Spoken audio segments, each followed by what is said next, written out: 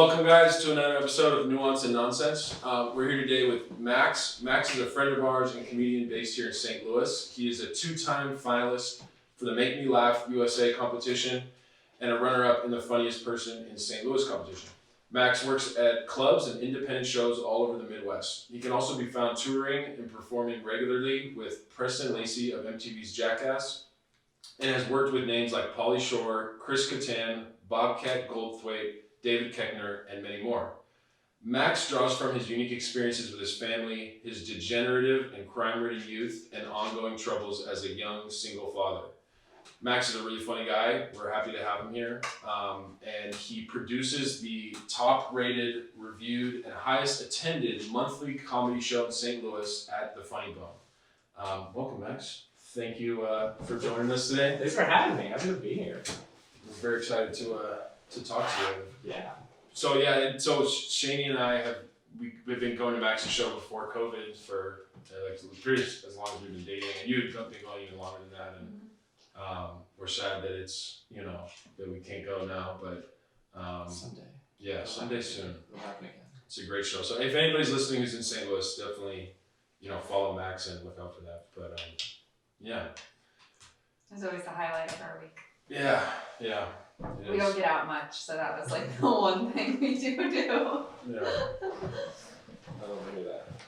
Do you want to jump in and ask them the icebreakers? Yeah. Ooh, fun. So Sounds cute.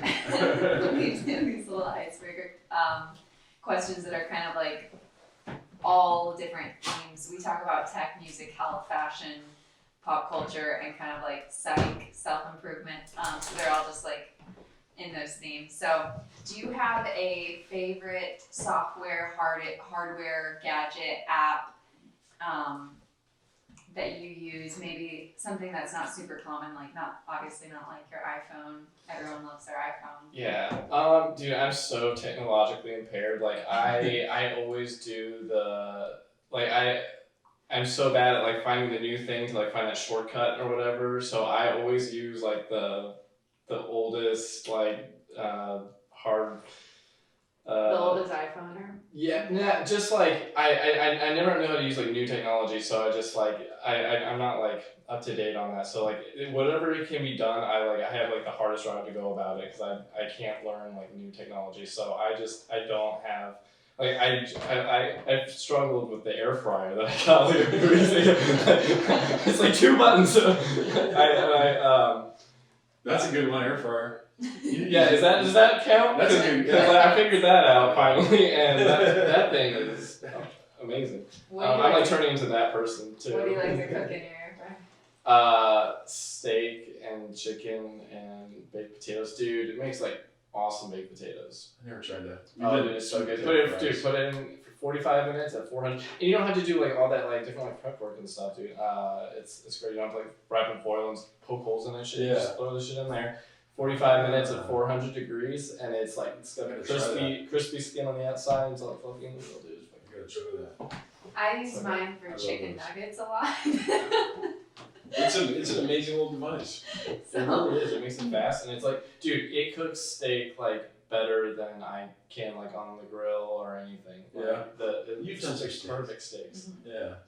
Oh yeah, it's great. That's good. It's so good. So that's my answer. Because other than that, the only thing I really have is like a laptop and an iPhone. So yeah, I don't know how to do anything. Oh, I will say actually one thing, like if you want to like say like apps for like my videos and stuff, I use Video Leap.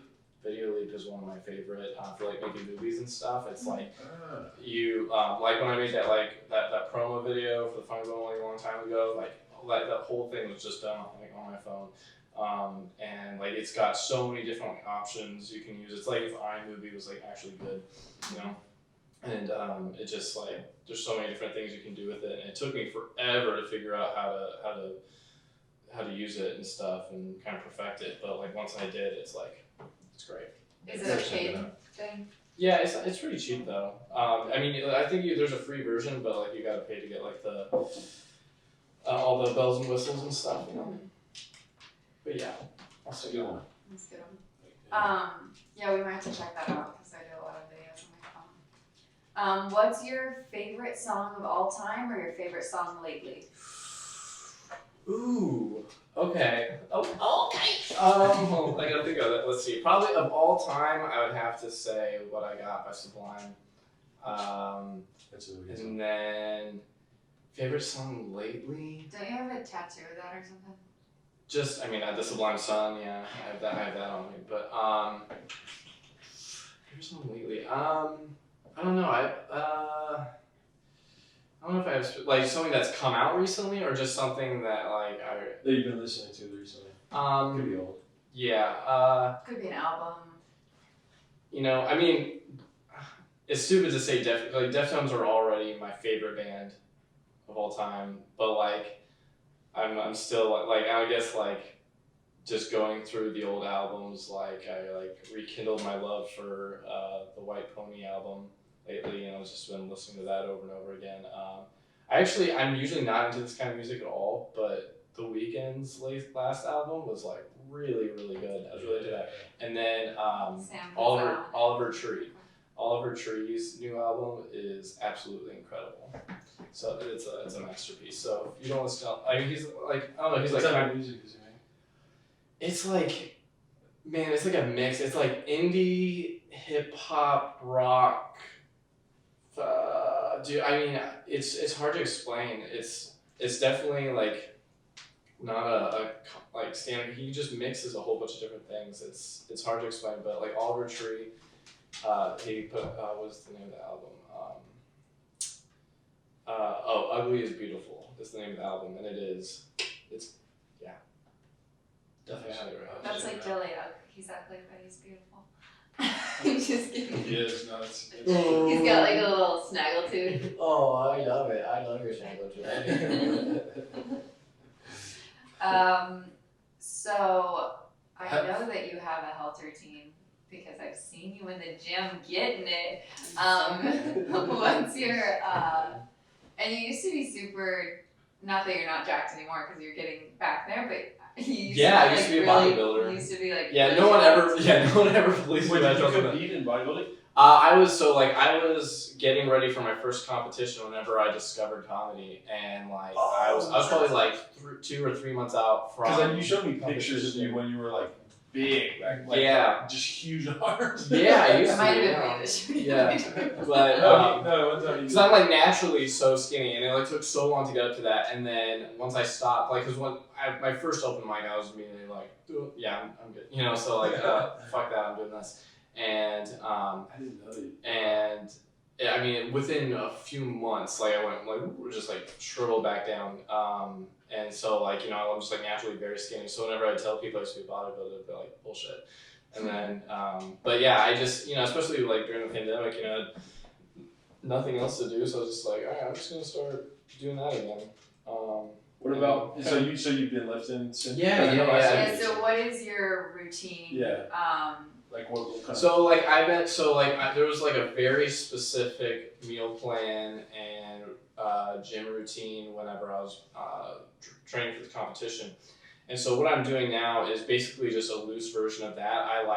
I know what I'm supposed to do and I attempt it. I never really get to those goals like every week, you know, especially like diet wise, you know, because I still want to like enjoy the food I'm eating. Because like I was miserable whenever I was like training for that competition. What did you eat? Just like the standard stuff like chicken, rice, broccoli, but it's like, the macros are like so specific that it's like you can't even like season like your food to like past like, you know, like the tiniest little bit. Can't use like oil or butter. Right, can't use oil or butter. This is super low fat. You know, like I eat like if I ate a baked potato, like I wouldn't be able to put like butter and shit on it. It's just like, it's just like, this is fucking awful.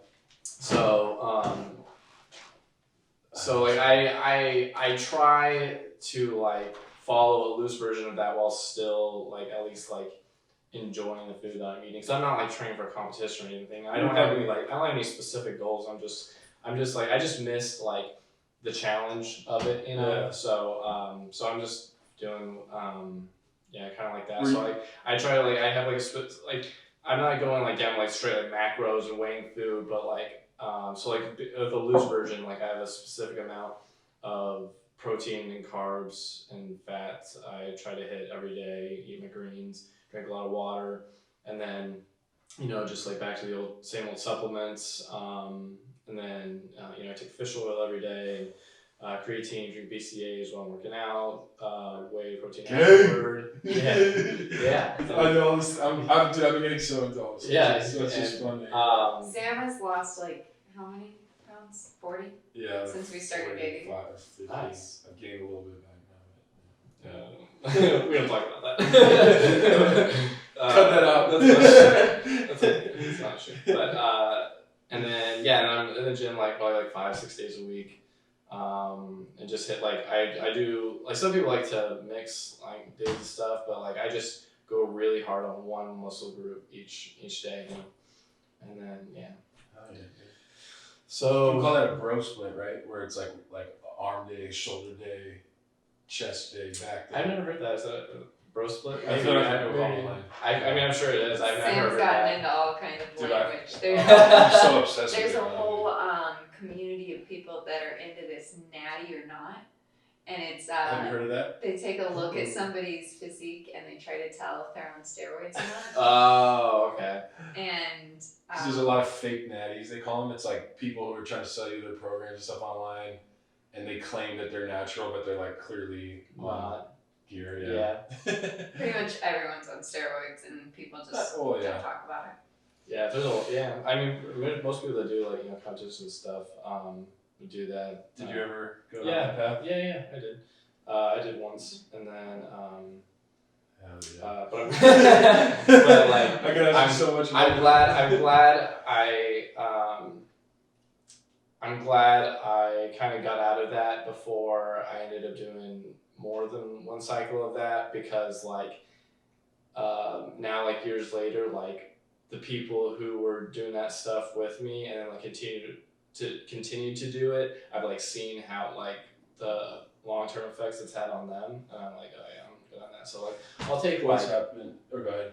just like one of my friends, I wouldn't say it was like a friend, it's just like someone I knew that like went to the gym. Like he was taking so much, like he was like doing it so much that he ended up getting like alopecia, and just like all of his hair just like fell off his, like not just like his hair, like I mean he has no eyebrow hair, he has no hair on his head, no hair on his body, no hair of any kind anywhere. I didn't even know I could do that. Yeah. There's a lot of different things. I thought it mainly just could mess up your like reproductive. That too. Whether It can literally have like any side effects. There's lots of different side effects here. Yeah. It can just take a real heavy toll on your body. But I mean, you can still. I'm not just like advocating for steroids or anything like that. You could still like everything in moderation. If you were like, you have to, if you're gonna do it, it's not like you can't do it at all. You just have to be very scarce about it. But like Right. people get so greedy and will just do it just like constantly. Yeah. You know? Yeah. And you know they get so big and. It's a weird thing because it's so frowned upon by like society, but it's really common, and it's actually like not that, like you said, it's not that bad if you are in moderation. Right. Like personally, I'd rather just take like more like natural testosterone boosters and stuff. Like you can get like, you know, clean like healthy stuff from you. I mean, you're gonna Ashwagandha, I think, is something that helps with that. Right? Yeah, that's a common ingredient in a lot of test boosters and stuff. Yeah. And those don't like have, you know, those like negative side effects or anything. Right. You know, and you're not gonna get quite the same awesome results as you would with steroids, but I mean it's definitely a way healthier and safer route to go. Right. And for Just someone like- like you, Have or you me, seen it's people like, like roid rage at all? Like that's what I always hear about. It's like people get like so really like Yeah. angry. That was so cute.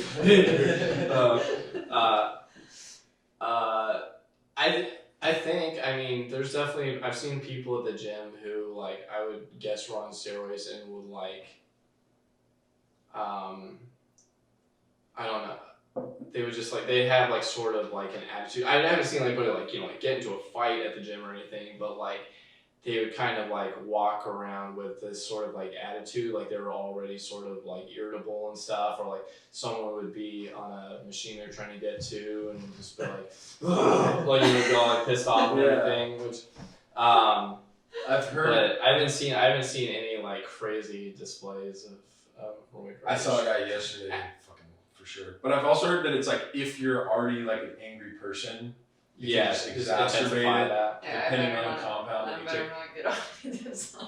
It's funny. I've like tried to learn so much about it, even though I never want to do it. It's just interesting. It's fun to research. Actually, there was one guy that like it wasn't like in the gym, but I happened in a situation with a dude who I'm pretty sure it was roid rage. Like me and my buddies were driving, and this guy like cut us off, and my friend flipped him off, and he sped up and like got in front of us and stopped the car and like the dude was fucking like clearly discouraged. I mean, he was massive, and he got out. I mean, he was all like red, flushed face and stuff, and like he gets out and he's like my friend like locked the door, and we were only like 16 at the time. We're like these 16-year-old scrawny little kids, He's like, get out of the fucking car. He's like hitting the door. He's like, get out of the fucking car, you stupid pussies. I'll fucking kill you. Oh my god. We're like, well, yeah, we're definitely not getting out of the car now. Why would, like, we're gonna be like, oh, well, since you asked, oh, you're gonna kill us, well then, yeah, let me roll on window for you real quick. So we just like waited for him to find, and his girlfriend's in the car, like, stop it, Jim, it's not worth it. Stop it, get back in the car. There's always, to every like roid out dude like that, there's always gotta be that like super skinny, blonde, like platinum hair fucking chick yelling at them. They're like, it's not worth it! Jim, stop, get back in the car! It's not worth it! Don't do anything! It's like why they have them there. It's not even their girlfriend, it's just like their little I don't know, someone to keep them in check. It's not worth it! Don't hurt them! It's like they're. What's that thing where it's like, I think it was Key and Peele, like the anger translator? Yeah, it's like that opposite of that. It's like the pussy translator, or like something. The soft emotion translator. That's fucking funny, dude. Alright, sorry, go on. You can ask more about We that. can talk about it later. My next topic is fashion. What is a typical thing you would wear for a casual occasion, and then what's a typical thing you wear for more dressed up? Well, I can tell you one thing. I don't dress up, so that's my first answer will answer both of those. I mean, in the winter, like this is like I don't know, like sweatpants and a sweatshirt and a denim jacket over it, or like if I'm doing like a show, I'll wear jeans and a t-shirt, like nice jeans and a nice t-shirt at least. What made you want to grow out your hair?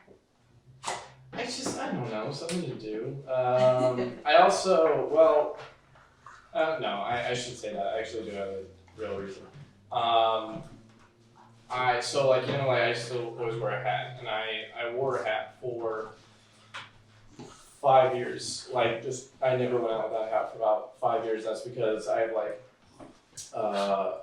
really bad social anxiety, and it's actually something that I didn't even know this was a thing until after I started wearing a hat. But like I sort of like felt that when I wore a hat, I was more comfortable in social situations, especially around people I didn't know. And apparently, that's actually kind of a common thing that I learned. Like you feel vulnerable without a hat. It's almost like when you wear a hat, it's like kind of like a helmet or like something shielding you.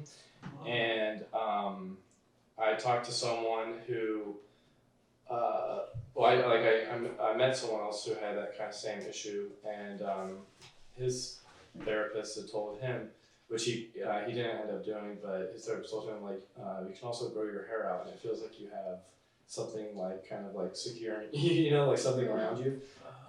So I grew my hair out, and it I just slowly like weaned myself off the hat. I like especially through the pandemic, because like I would even wear my hat at home. Like it was like a security thing. Like even when it stopped being just for public places. Like I had to wear a hat like even indoors by myself.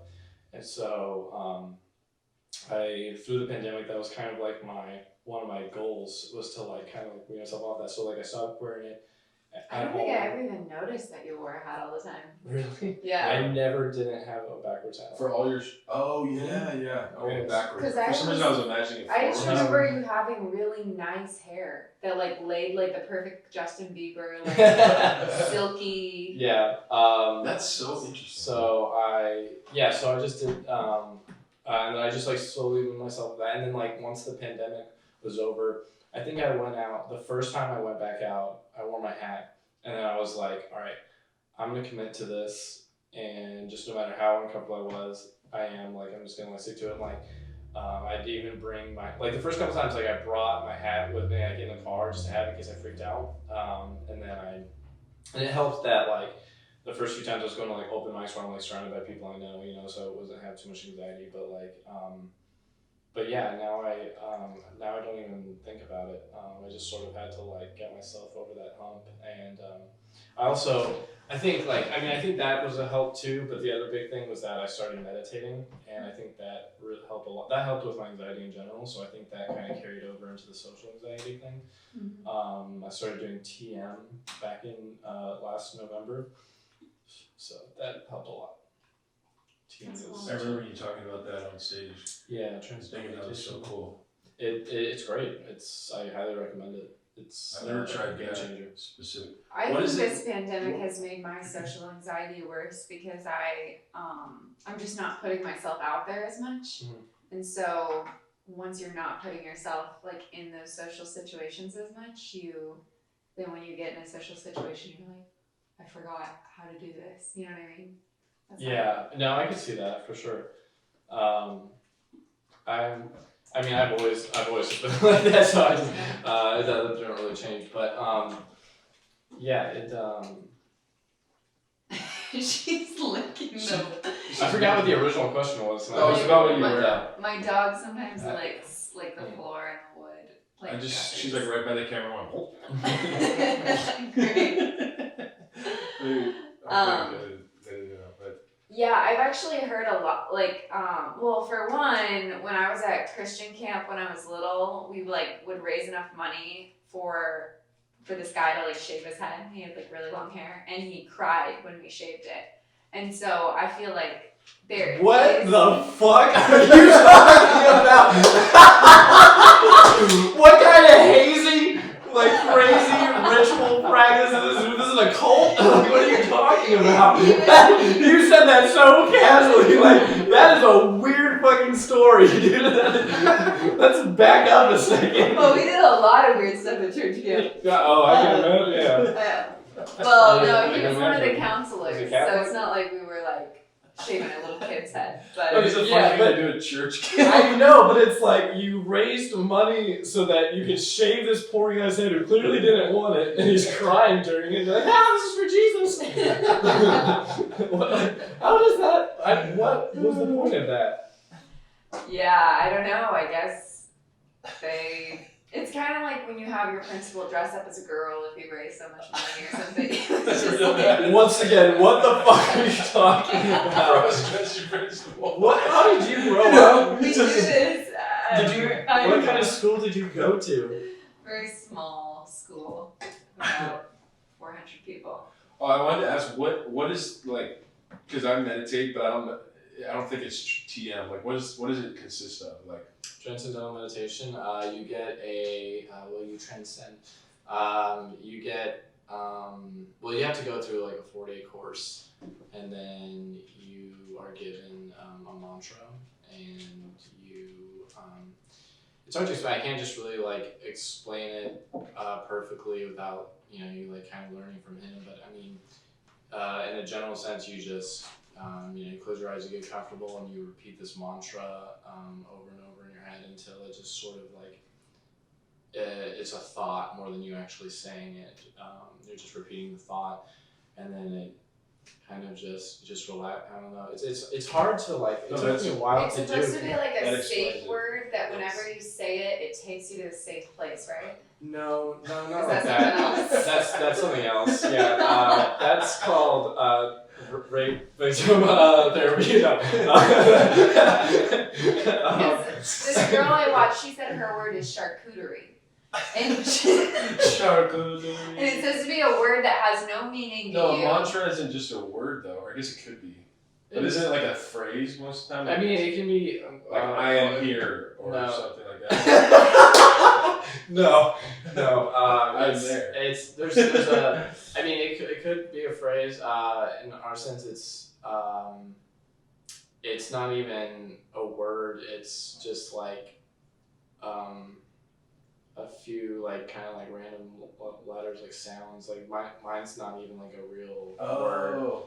Okay, that makes and sense. you just kind of, and you repeat it over and over, and you kind of like you have to like you kind of like it's just like teaching yourself to let go, and you just sort of you basically enter the REM cycle of sleep without going to sleep, you know, and it's very healing and comforting and relaxing, and kind of just the first time I did it and it actually worked, because it took, even after the course, it took me probably a couple weeks to really get the hang of it, because like the idea of like not doing something to get somewhere can be really difficult to grasp. Like just the idea of letting go is really difficult. Like you because you just have sort of like expectations. Like my whole thing was like I was just like thinking like, okay, if I do this, then like this is what I'm gonna feel, I'm gonna get here, blah blah blah. And I was like waiting for it to happen, and because I was waiting for something to happen, nothing ever happened. And then when I finally dropped my expectations and was like, okay, well nothing's gonna happen, then it happened. You know, it's a really difficult thing to grasp sometimes. But like when I finally got the hang and I grasped it, like I could just like it felt like my anxiety was like I was covered in dirt and someone was like using a power washer and just like I could just feel it like washing off, like physically feel my anxiety like just like washing off of me. And it's I was just talking to my friend, like because I've never tried that, but I meditate every day. And, it's like we were trying to figure out how to say that, because it's like the absence of like trying, but it's like letting versus trying, almost like you said. Like you're not like having to do something, it's more like you're having to like stop doing everything, kind of.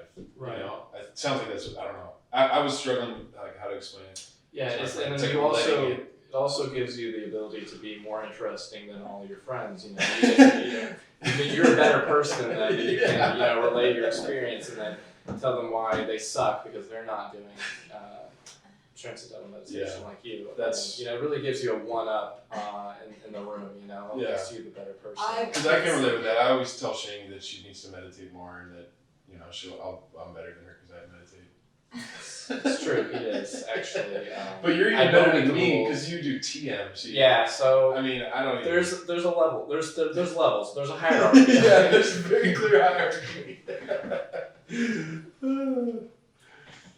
This is a fun question. Cute. I have a fun question. So, if you could have any celebrity be your girlfriend, who would it be? John Stamos. Any celebrity be my girlfriend? I think I would pick. I don't know. Right now, like really into Brie Larson. She is That's actually Brie Larson is the last girl we had on our podcast.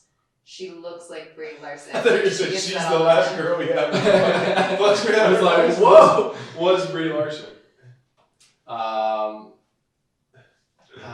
Would you ever date another comedian, or have you ever? Fuck no, dude. That's you're just asking for trouble, dude. I mean, there are people who like that. There are people who do it, but I could not. And like a lot of people who do it, like once they get out of the relationship, they're like, I'm never doing that again. It's weird. I can't imagine. I can just see career. I can just see all the problems that could evolve from that. And there are people who do it successfully and are fine. You think just competition or something? I like for me personally, like I could see that, and I could just see there being times when one of them gets on a show and the other one of them gets something the other person didn't, and then like there being that sort of like then you're like living with that person, and like maybe one person being a lot better at comedy than the other, and the other person like kind of just like constantly trying to ride their coattails and stuff, and like that being awkward, and I don't know. There's just a lot that would go into it that I could not handle. And I could just see like I could just see like if I was dating someone that was a comedian and then just constantly having every day like, okay, listen, is this funny? Like, especially if you live with the person, them always being like, all right, is this funny? And you have to pretend it's funny because it's your girlfriend. And if this is a friend, I'll be like, no, that fucking sucks. Like, because you can't. But like, I don't know. I could just see, and then like them like always wanting help. In some way. You fake laugh at all my jokes? It's funny because you've shown me some of the jokes you've written down, and I was like, right? Yeah. Some of them I thought were funny, but some of them I was like, He's been honest with me. Yeah. But I'm not a comedian at all, but like if someone did the same job that I do, and like just on that level, the competition level, I could be like, I don't know, it could be so toxic. Like I would be like one day resentful. He did come home and he was like, "What if we worked together like Jim and Pam?" I was like, "Babe, no, that would never happen." Yeah. So he did have that thought. Yeah. So the next thing the last kind of like icebreaker type question was about like a favorite book, video, or film that introduced an idea to you. But I think talking about the TMs, that sounded like just an idea or practice that like really changed your life. But I think we kind of covered that. Yeah. Unless there's like another book or movie that, like an idea that you heard at some point in your life that really impacted you, that is notable that you want to mention. I don't know. The Subtle Art of Not Giving a Fuck. That is I finished that recently, and I'm a huge fan. It's a really, really great book. It makes a lot of great points, and it's funny and easy to read. You can get through it pretty quickly, but it makes a very powerful statement without being like really like heavy reading. Yeah. I definitely recommend that. I always get that. Maddie mentioned that in the last podcast, so maybe we should do that for our next. I always like get emails about it from like Audible and like my Kindle. Like they're always like, "Oh, I bet you'd like this book," you know. Yeah, I have it. You can borrow it. I was just sitting on my bookshelf. Oh yeah. It's really good. I've heard other people talking about it. Cool. Okay. To kind of switch gears, so I wanted to just kind of talk about like what it was like growing up for you and kind of what you were like as a kid. So where did you grow up? I know that's different for you. You lived in a few different places, right? Yeah. So it was weird. Let's get real with it. I had a weird childhood. I grew up in a cult, and I know I'm making fun of you for like doing the Christian thing, but like I can't say much because I actually did grow up in a cult. What was the cult? They were called. Well, you never like you. It was such a small. I guess we were a chapter of it, but it's such a small group that you even if you try to find them online, you'd never be able to. But they're called the Reformers of the Covenant, and it's very strict, very weird cult. And then so my dad was a doomsday. My dad is a doomsday prepper. Back before there was a show about it, back before it was cool. and he, during Y2K, all those like religious fringe groups were out there saying like this was the end of the world and stuff. And my dad, kind of believed that, and he got involved with them somehow. I was still pretty young, and then he ended up, selling our house. We moved all the way to Arkansas, in the middle. So I'm originally from California, like I said, and I've been Arkansas, New York, St. Louis. Was it San Diego or? Yeah. Yeah. Okay. How old were you? And that's where you guys sold your house and then moved. How old were you when you moved to Arkansas?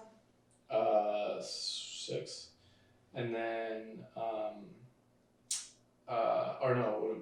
6. Because it was like right before Y2K was supposed to happen.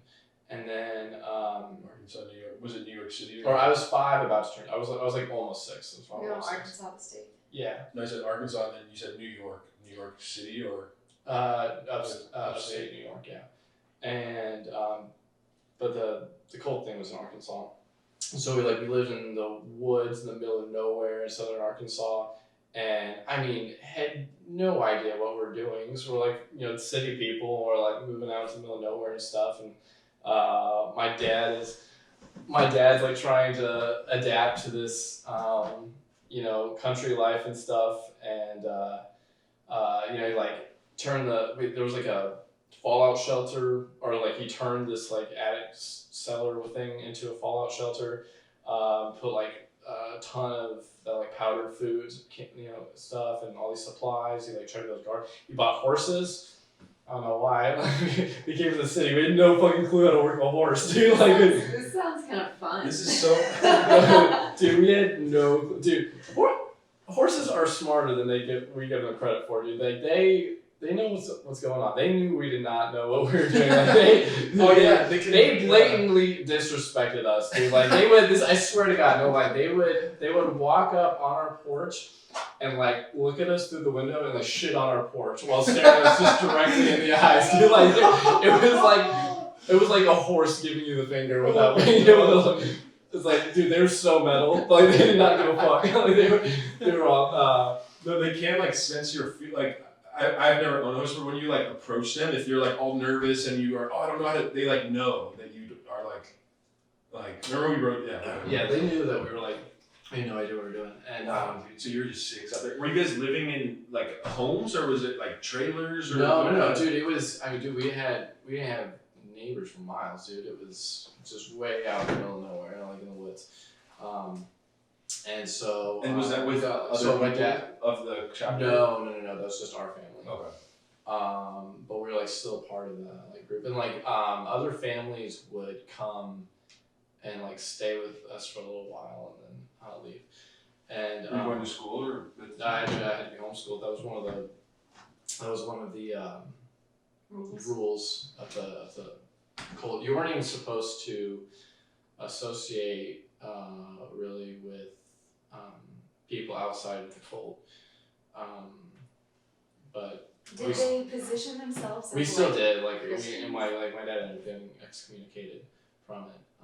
But what? Did they position themselves as Christians? Yeah, or like what did like they? like extreme form of Christianity. Mm. And I don't know, like I don't remember a whole lot about it. I spent most of my teenage years like trying to forget about that part, about all that. But I mean, I remember it being very strict. I mean, dude, it was weird though. Like if you were a fly on the wall, dude, you would think we were worshiping Satan. Like on Sundays, like the women like had to wear headdresses, like veils or whatever, and you like sing these like really weird like monotone hymns. And it was just very dark. It was like, I don't know, it wasn't like an uplifting, like when you go to a church, you know, and like people are like happy singing. It was like a very dark, solemn. They do that in the experience. Catholic Church. They sing like these very like, at least one time when I went to a Catholic church, the priest was like singing this hymn that sounded like this, and it was really weird. I don't know. I've never been to a Catholic Versus church, like but- the Christian churches I go to, it's like a rock concert kind of. Right. So it's yeah, like I've been so to one of different. those before. But And so you're in Arkansas, and then kind of what was the next step So- there? well then, you know, sorry to spoil it for you, but Y2K didn't happen. I know you guys are like, I was just gonna watch it. Like, sorry. So yeah, it didn't happen. And then that pretty much caused like so then my mom it's really weird. So like my mom and I and my sisters I would like move because my parents were never actually like married. They were just like together because I was an accident.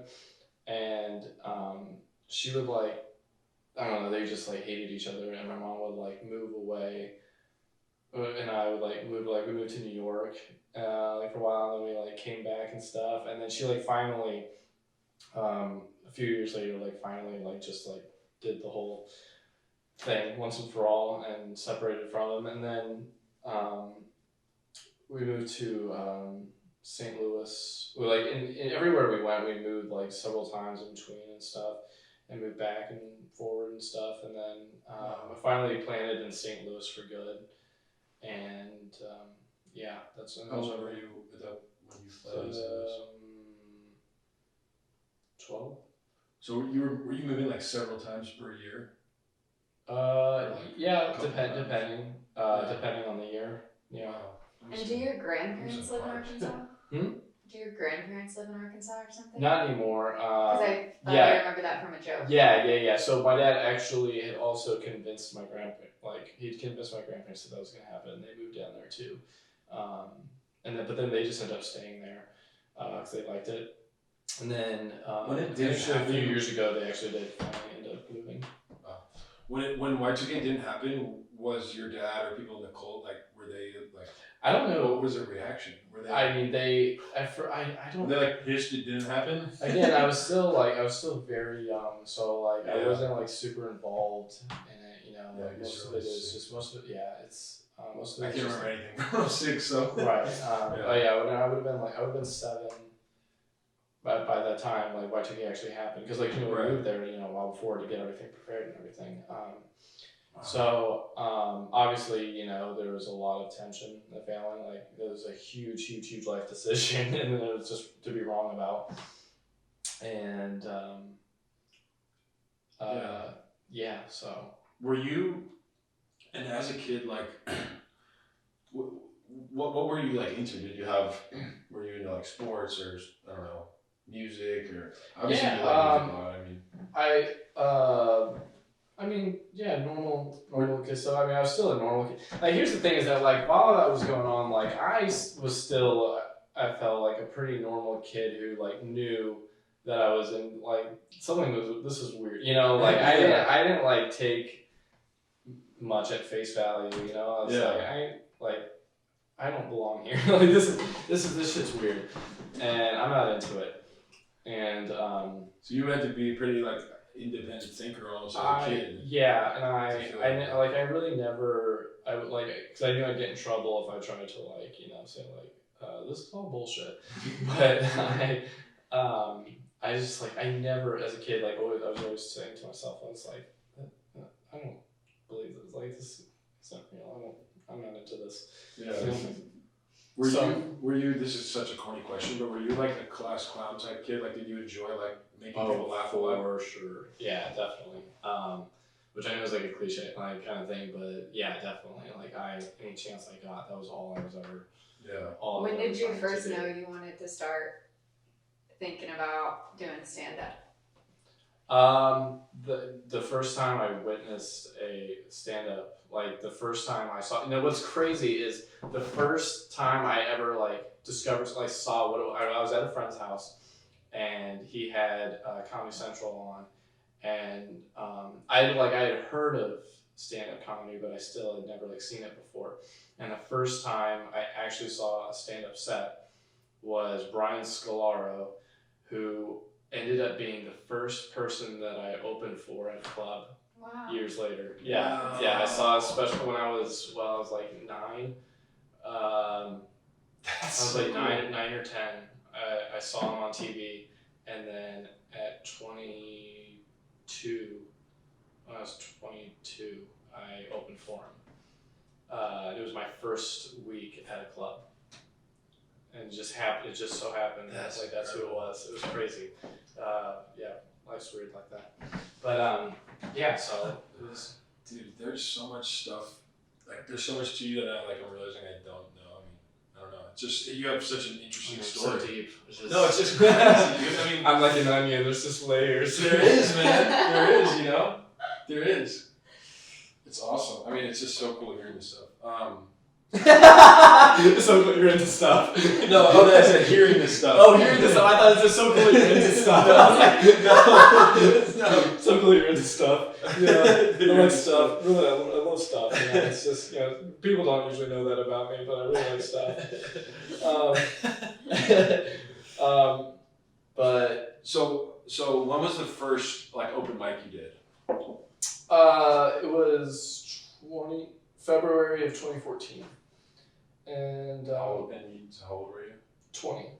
So my 7-year comedy anniversary is coming up in a couple months. And What were you doing at the time? I know you were doing the bodybuilding. yeah, I was doing the bodybuilding, and so like my friend from high school was going up there doing open mics, and I heard about that, and then I saw him at a party, and I walked up on him like talking to someone else about it, and like dude, since I was a kid, I've been writing jokes. I was trying to remember it actually just the other day, because I remember like as a kid, I would always go online and just research. I just loved jokes. I would go onto websites and look at like the Yo Mama jokes, blonde jokes, just like all those kind of. I would just read for hours. I would just read jokes, and I was obsessed with it. And I was like, it was just like it was such a because I loved writing, but I never knew what kind of I would write like short stories. I'd write songs, like all this lyrics for songs and stuff like this, and I always loved writing, but I never felt like I was writing exactly what I want to. And then I discovered jokes. I was like, this is amazing. And I remember I wrote my first joke when I was maybe 8, and it was a blonde joke. I can't remember. It had something to do with a remote control. That's all I remember. I was I was racking my brain the other day trying to remember what it was. I just remember something about a remote control, and I can't remember it now. But just for years, I had a note. I'm so glad the blonde joke thing faded away. Oh Because yeah. when I was little, Oh my god, those those really were blonde, huge. Those were and huge. it's I got it all day, every day. Blonde How I jokes was- and Yo Mama jokes. anytime were- I raised my hand to ask a question in math class, it followed me even in high school. People would be like, "Oh great." But it was Yeah. about High blonde school. girls, right? Because I was blonde as a kid, but I feel like people didn't make that. No, it was a blonde girl thing. It was like a definitely blonde girl thing. Yeah, and Yeah. my dad, he even was always when we forgot something. Your dad's still in blonde jokes about your mom. Blondes, right? Yeah. He never gave He it up. still does, dude. And we forget something in the house or something, we gotta go back to get it. It's dumb blonde. This follows me around. I dyed my hair in high school, and I was so I dyed it really dark, and I was I just want to freaking get rid of this whole dumb blonde thing. Because then you start acting dumb because people think you're dumb, and it's just Oh yeah. So Yeah, I'm just amazed. Sorry to interrupt you. It's you're such a comedian to the bone. I don't know. I bet that sounds weird, but but you have it's I almost feel you know how Whoa! Shaky's getting it in. Shaky's fired him hot. Singer. You know how in superhero movies they have origin story and it's oh, and he was whatever. That's how I feel he is, but the comedian version. It's if you created a comedian somebody wanted to create the perfect comedian. It's this is how he's gonna live his life, But then you wrote a joke when you're 8, and their stereotypes of comedians are always tortured souls, And you definitely had some Weird. Well, just having crazy shit. crazy happen. shit. I feel Right. that's such a common thing. That's usually where it stems from. It's just cool. And then my friend was talking about it, and I was like, I want to come up and try it with you. So then I ended up going up with him. He ended up quitting pretty shortly after, but then I just stuck with it. But then, I went up with him, and like anyone else does, you just go up for your first open mic, and I just instantly fell in love, and just gave up everything else and just started committing myself to that. Yeah. So were you when you got that?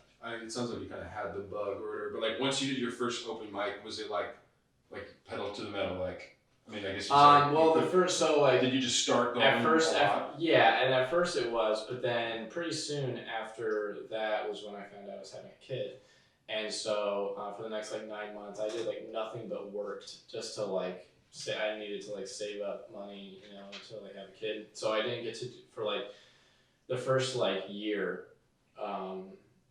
I didn't get to do comedy very much, which is why it's always weird to say it's 7 years since my first open mic, but it's 6 years since I really, because after a couple months after my son was born and his mother and I broke up, and I was just kind of on my own to do what I wanted.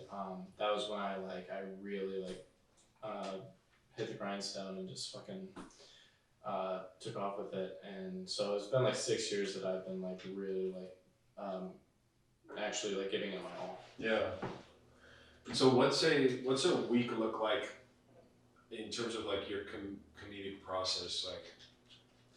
Oh man, that's like before COVID, let's say. Mhm. I mean, I guess it depends on. So I mean, you're just trying. I mean, it's just everything with practice makes perfect. I mean, stage time is king. I mean, you gotta get up on stage as much as you possibly can. And I thought I didn't realize you said I thought you were trying to touch my leg. I'm so sorry. I was like, I could have used that during the Cole thing, but that's fine.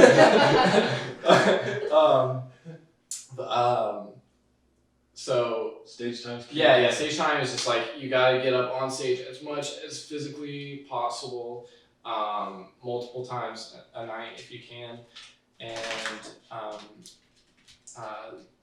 you just, I mean, obviously you write as much as possible, and then you just gotta, you write something new, you go up on stage, and you either worse or usually the high majority of the time, something will have legs, but you have to go back home. You gotta, edit it, rewrite it, whatever. That's why you're always supposed to. So like I'll always video record myself, and then also have my phone up there and audio record myself, and then I go home and I watch the recording and I listen to the audio recording and kind of see like, okay, like I don't like that line doesn't make sense, or like that line's not funny. I'm gonna take that out. This is too much. You just kind of trim the fat, and you just take out what doesn't need to be in there, what wasn't funny, and you just kind of keep in, and you just try to make it everything as punchy as possible. Yeah. So and that's just kind of how you have to do it. It's definitely weird. The pandemic really it's just messed up my process so much because I had so much time, and I utilized that time, and I wrote so much, but now I've had nowhere to outlet it, and so I have such an abundance of material that I haven't even been able to try out and see if it's any good yet, and I don't know. I'm currently definitely on a creative block, and I'm hoping it ends soon, because I would say for usually I go in streaks. I'll have a month where I'm just every single day I'm writing multiple jokes, and they're working out and I'm doing blah blah blah, and I'll go a month where I can't think of anything, and then if I do, it's just trash. And I go off and on. But then during the pandemic, there was 3 months straight where I was just writing constantly. I was coming up with really good stuff. I hadn't got to try it out, but I knew as you get further into comedy, you kind of know when you're writing something, when it's gonna be good and when it's gonna work or not, and I was just writing so much good stuff, and then after 3 months, I just I just hit a brick wall, and I've been I've not been able to come up with shit lately, but I still have this huge, so it'll be fine, I'll eventually get through it, and I have this, once comedy's back, I have this huge backlog of stuff to go through. But it's definitely thrown me off my game, because I'm not in that same process of writing something, taking it up, editing it, and then either throwing it away or putting it into my set. Sounds like one of the most important pieces, like you said, is to try it out. Yeah, exactly. You never know. Right. Even if you think even as you get you become a veteran in comedy, and you kind of have a better idea of what's going to be funny and what's not. You still never know until you go up there. And, you'll still write shit that you're oh, this is going to kill, and it bombs. And then I have jokes that I'm so now I don't really have that. I think that's why I'm I went through a long streak of coming up with stuff, and now I'm in a long streak of not, because I don't have that my regular routine. I think I'm just out of I don't know. It's kind of when you're, it's kind of, it's the same as working out. It's your mental muscles instead of your physical muscles. You're not into your routine, then you're not gonna, get anywhere, So you sort of hit a plateau, because I don't have much of an outlet and stuff. It's I was thinking about because I have a lot of jokes written that I actually would never probably take to stage, because it doesn't really fit my voice. Mm-hmm. But I still thought they were funny. I was thinking about just making videos of me just kind of talking talking about them casually and stuff. But I don't know, it's just all that kind of stuff. I was doing videos during the pandemic for a while, like the quarantine stories and stuff. And Did you get on TikTok ever? I did, and I hated it. I quit within like a few weeks. It was awful. I hate that app. When you Were the kids being mean to you or something? I felt like that's what's no, I wasn't being bullied. It wasn't that. I just hated everything about it. It was so like I already don't like social media. So, and that is just like the worst version of it. And like just seeing the people on there who are super popular, I was like, they're not doing anything. Like there's no, like the whole idea behind the app is stunting creative ideas and originality. It's just like you get more popular and get more views and likes and shares or whatever by copying other people's stuff. It's like you have to, because if you want people to see your stuff, you have to follow an algorithm. right. And it's like, I would see people who would make these hilarious, original, creative videos and get like 200 views. And I see someone else who all they do is lip sync something funny that someone else said, and they blow the fuck up. So it was like, I was like, I don't even want to be a part of this like trend of people not having their own thoughts or ideas, and like thinking that that's what you should do to be successful. It's like, Dude, it's just promoting plagiarism. Yeah. You know, and like and like trying to pass it off as your own. It's just terrible. Yeah. And so I was just off it from the get go. And also my videos didn't do well, so I was mad. The real reason. No. It takes a while though. I don't care. It wasn't even worth it. And what's like at the end of the day, like what is that gonna do for me? It's like if I blow up on TikTok and I have a huge following of 16-year-olds, it's like they can't even come to my show. You know? Yeah. Like what am I gonna do with that? Yeah. And it's like I don't have my comedy, especially as of late, like because especially within the last year, my comedy has developed into something completely different because I started being more vulnerable on stage and talking about the cult, talking about Y2K, talking about like my childhood, talking about my drug addiction and overdosing and drug dealing and all of that stuff, going to jail, all those different things I started talking about rather than just like funny observations and like relationship stuff and like whatever, like like I used to tell like just like more like goofy, lighthearted stories, and I started being telling more dark, personal storytelling, and that kind of stuff, that's not going to my comedy does not really translate with kids on TikTok, you know. That's not that kind of right. And or even if like those type of kids came to a show, like they would not be into that, you know. Yeah. And like the thing about dark personal storytelling is that it really takes a specific type of audience who can really find themselves fully engaged in that and kind of get on that level, because it is the most difficult type of comedy to get away with. It's tough. It's not easy.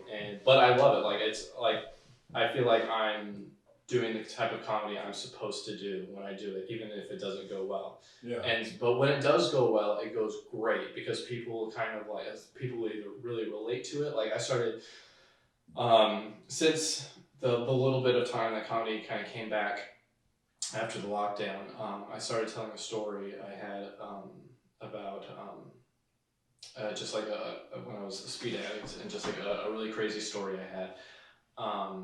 And like I felt like each time I've told it, it's either bombed or killed. So and I can tell because like I can, you know, especially when I can see the audience, I can see people being really confused. Like I don't know what he's talking about. I've never done drugs in my life. I don't, you know, I have no idea where he's coming from.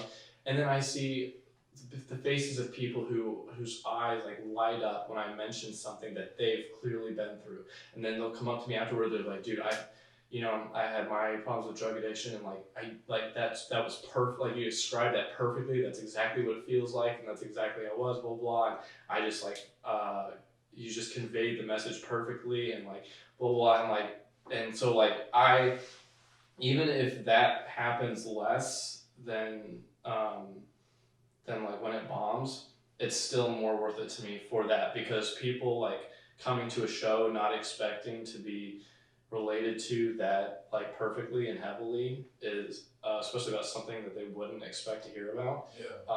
Is like, yeah, it's so much more rewarding as a comedian, you know. And I'm so excited I'm like, so that like those type of audiences, like you're not gonna find that, I don't know, in like the young TikTok age group kind of thing, you know. So I'm just like, I'm sort of about midway through pandemic, I sort of just, I don't know, I've almost given up on social media, and it's like I shouldn't, and you really just can't as a comedian. But I'm sort of like in a stage where I'm not as worried about promoting myself as I am just becoming the specific type of comedian that I want to be, and like letting that happen organically, because I was so obsessed with social media, especially when I was running my show, and for good reason. It was necessary. I mean, without that social media presence, I would have never, you know, sold out the Funny Bone multiple times on a Wednesday. You know, that never would have happened if I wasn't like obsessively building up my following. You're good at it. But I was really funny. No, I was really good at it. And then everything, like, it's sort of like, what really demotivated me was when they changed the algorithm on Instagram, and I went from getting like 600 likes on a post to like getting like 40. Dude. And the whole idea of like having to relearn shit, and like, cause I already, like I told you, I'm not tech savvy, and I don't like that kind of stuff. But I busted my fucking ass to like figure it out and learn how all that kind of stuff worked on like all the different platforms, and everything changed. And I was just like, that was like the straw that broke the camel's back. I was just like, I'm fucking. So how did it? Oh man. And it's just also, it's because more. I was literally just thinking as you're talking, I was like, wait, how come I haven't seen these short videos you were putting out earlier? And it's because of the fucking algorithm. Because I was like, I was literally about to check. I was like, do I still follow Max? But I haven't seen like any of your posts like in a long ass time. Well, I mean, I also haven't posted in a long time. But it's just weird because like we DM and I like all your shit. You like my, like, why would they not show me your posts? I go on Instagram a lot. Yeah, and I stopped like stopped seeing both of your posts.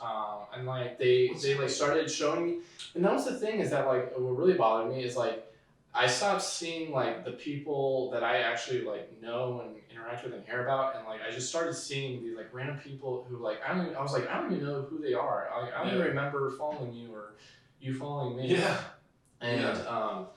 And like every great once in a while I'll see one of your posts. I don't think I've seen any of yours ever. But like I think I was like the first couple of months I was still like really hitting social media hard. I was doing the quarantine stories. I was doing I was just like posting a lot. I was like cranking out material and just like doing like Twitter jokes, just like internet jokes. And then I don't know, like I hit a wall where I was just like, I fucking hate social media, and I stopped it. I did like kind of like a break several times. I took like a 4 or 5 day break like a few times, and which felt great. And so now I don't know. I just stopped like pressuring myself to post and come up with stuff for the internet. Yeah. And it's like, even though it kind of sucks that I'm like, basically once I'll have no choice but to like kind of be doing that stuff again once kind of comedy picks back up. Just like not pressuring myself to do that has felt like so much better. Yeah. And just like, and I feel more confident in my actual comedy because I'm spending that time doing that instead of, you know, worrying about promoting my brand and everything. Yeah. It's just like being the, you know, comic I want to be on stage. Yeah, I can relate because you spend so much time like putting like I would do these like long form captions. You know, I was like, I want to be more than just like this influencer that like shows like her butt or like cute outfits. Like I want to have some like depth to the captions, right? So I would like spend all this time like being vulnerable and writing these long captions, and then to think of like that my own friends didn't even comment under it, and like if I ask a question, like hardly anyone will even comment, and like they saw it too, you know. And so it's like at this point, if I can't even get my own friend to comment when they know I'm going to all this work to like, it's like, who else is going to be interested? You know? So weirdly enough, it's usually the people who you like who don't already know you before that like kind of they get into like when I would do stuff like that, like none of my friends ever like commented or like liked stuff, and it was like my like new followers, and it was like people who discovered me from that that would do that. It's weird. Like people, I feel like there's something about people who know you before you like start doing that, like that you grew up with or friends with you, that like that feel. Like it's one like they feel like it's not their place. It's like not even like a how do I explain it? Like they're like not, it's not malicious, you know, but they feel like they're like standoffish, which is weird. It's like silent followers too that just don't even like, they just look, and they're not gonna like comment or like or I totally get Max. I mean, that's a really good point, because like if I have like friends who like are now trying to build a brand online or be an influencer, it's like weird. Even like with you, like when I see like your influencer stuff, it's like I know you so well, and then I like see it, so it feels kind of like a separation almost. But if all I knew was Shaney the influencer online, then I would feel more comfortable to engage in it. I think. It's weird that we feel that way and that other people feel that way. Cause like I always wondered that, and then I found myself like half-heartedly like doing it with like, and not even just my friends, but like I started like when I am on social media now, I actually try to actively think like just like everybody's shit. Like if I see it, I'm just gonna like it, because like I would even like accounts that I really liked and like people's I really liked their content and stuff. I would just find myself scrolling through the stuff and not liking anything or commenting or anything, and then being like, and I like thought about it, I was like, I'm doing exactly what I hate other people doing with my shit, you know? Yeah. And it's like, you need to like let people know that you're there. And I think that's the thing, is like, that's the hardest part, is that like getting yourself to realize that like people, just because I don't have a ton of likes or a ton of comments or anything, like there are still people who like my content. They still follow me. It's like, I think it's what's most important is like seeing how many followers you have. If you still have the followers, then they still like your content enough to keep following you. And it's like they just don't think to like it. But it's hard. But I still like if I post something that doesn't get likes or comments, I'm like, I hate everyone. You know? Yeah. It's weird. It's not. Yeah. But I totally know what you mean. I understand that. It's like you feel like you wasted your time. Like, exactly. Spending a lot of time on something that doesn't get any eyeballs. But I just have to tell myself that nobody, like Joe Rogan, when he started out with his podcast, he was new to YouTube, and so that's kind of why he because he was there when it started. Right. So I tell myself that with like TikTok, like it's this new thing, so like just stick it out and see where it goes and stuff like that. How has it been TikTok? I haven't been consistent enough, but I did. That's the other thing. You got to do a lot. I did have a video that went viral at one point, so that was more than I've ever had on Facebook and Instagram. Did it help? Yeah, like it was like when I first started, and it like I got a ton of followers and like more views on the other videos, but. Gotcha. Yeah, it's that's the other thing, is that like you have to. I have a couple friends who like basically became TikTok famous over the pandemic, but they were posting like 5 videos. My friend posts like seriously like 10 videos a day, And I was like, dude, I just don't have the wherewithal for that right now. Like the willpower. It's like, especially now, it's like now because comedy's not going on. I'm working I'm back to working odd jobs and day jobs and stuff just to stay afloat until things are back to normal. So I'm working constantly. Like I work at least, either in the day or the night every day, and then some days I'm working doubles. Do you have like any way where people can support your comedy like online, like Patreon? I don't something know like that? because I'm not putting out anything new right now, and that's the thing is that I'm not like I feel like everything. Venmo is. Right, everything that I have, I'm just like I said, I've just kind of been storing up, and I just want to put it out because like I don't put anything on the internet until I've got a joke that kind of exactly how I want it. Yeah. And then when I feel like it's ready to be put out there, then like I'll record it and I'll post it to Instagram or something like that. Would you ever like if you have like a really good joke and you make a short video about it, like is it like cool to also do that joke in like your set? Sometimes, usually. Or do you feel like you're wasting it almost if you just put it out on the internet?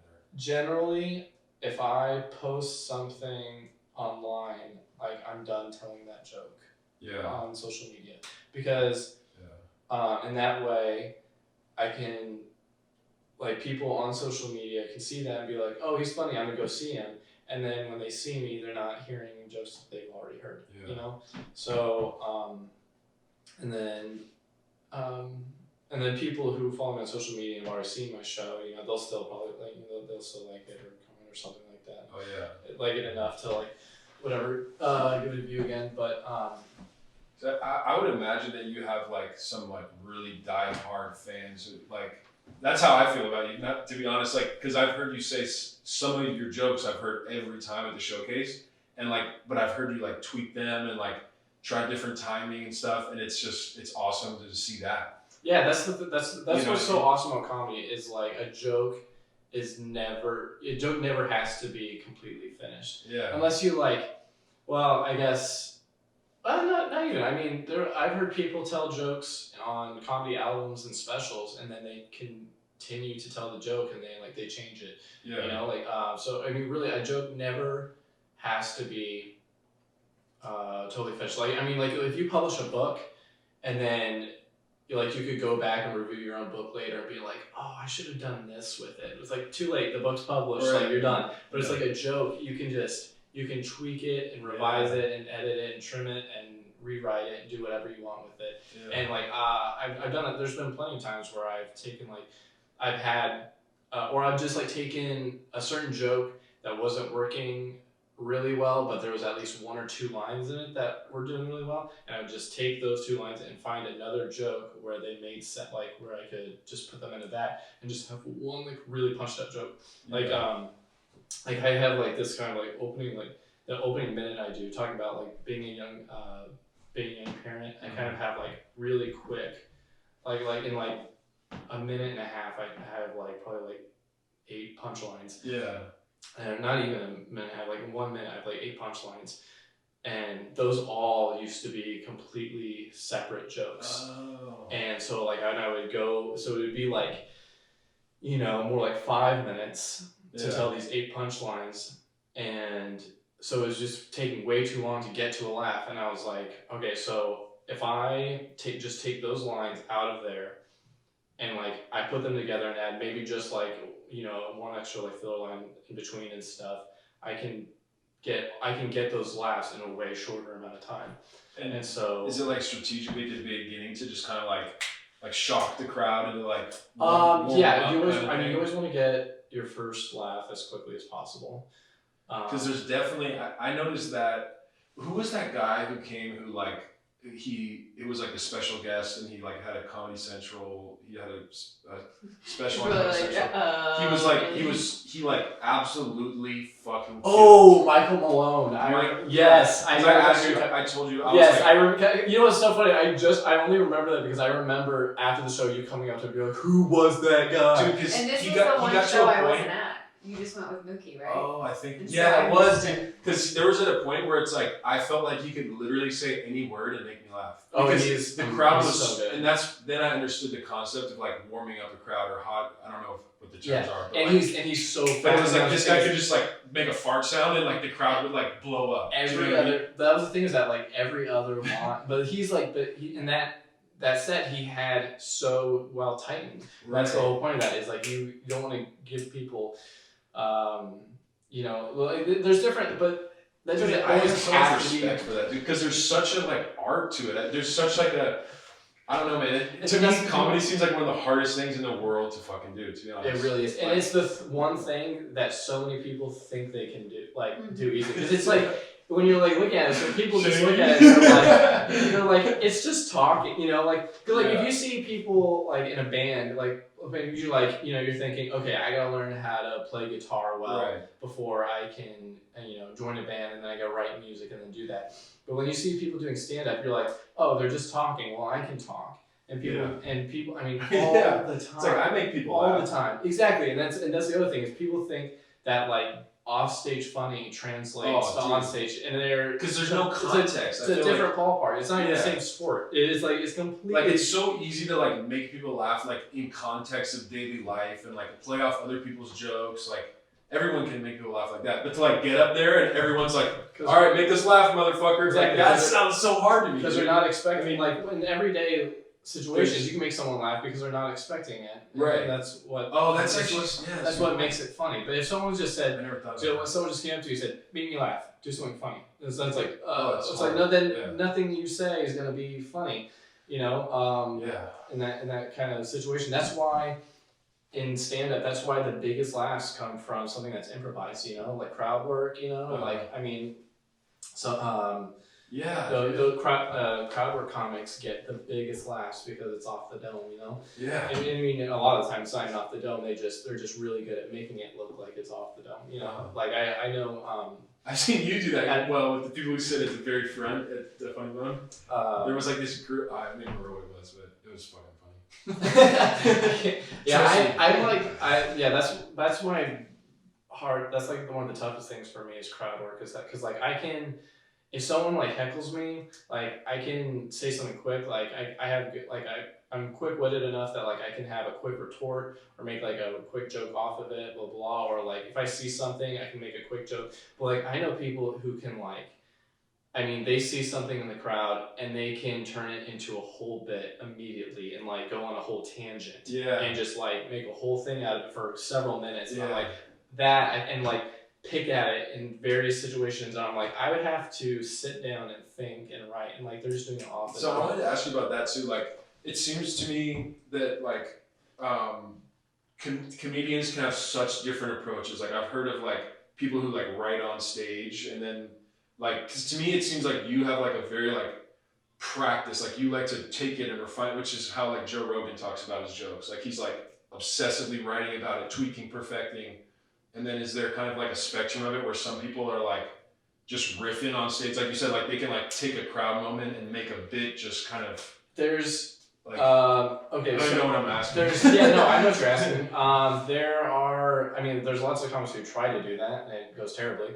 But to just go up there and like actually like genuinely, not like pretending, but like genuinely go up there and just riff for a long period of time and for it to be actually really funny, it takes an insanely intelligent person. Like the stuff that like, you know, Dave Chappelle can do very well, Andrew Schultz can do very well, because they are extremely bright, intelligent people who have a vast knowledge of the world. Because you have to be off the dome, be able to just take references from different places to see something and come up with references to things that like people know you're talking about and be relatable. You have to have a vast knowledge of things. You got to know a lot about a lot of things to just start talking about anything, or like talk about to reference it like in a second. Yeah, and not sit there and that's something that a lot of people don't have. Just aren't knowledgeable, intelligent human beings. You can be very funny, but not be that good at just riffing like that because you don't have a vast knowledge of just life and just, I mean, like people like, you know, Andrew Schultz and Dave Chappelle, like you can just start talking to them about politics, about geography, about cultures, about science, about anything, and they just know so much that they can start riffing on that because they know about that subject. You gotta know a lot about Andrew like a Schultz's genius. like pandemic videos Oh, have like I think Andrew made me Schultz is so happy. the best working comedian today, in my opinion. Andrew Schultz is the best working comedian today. He puts out content like no other, and it's always great. It's intelligent, it's knowledgeable, it's hilarious. His crowd work And special he is has such a unbelievable. way with like, I'm sure you have like, there's the whole pressure of like, is this offensive?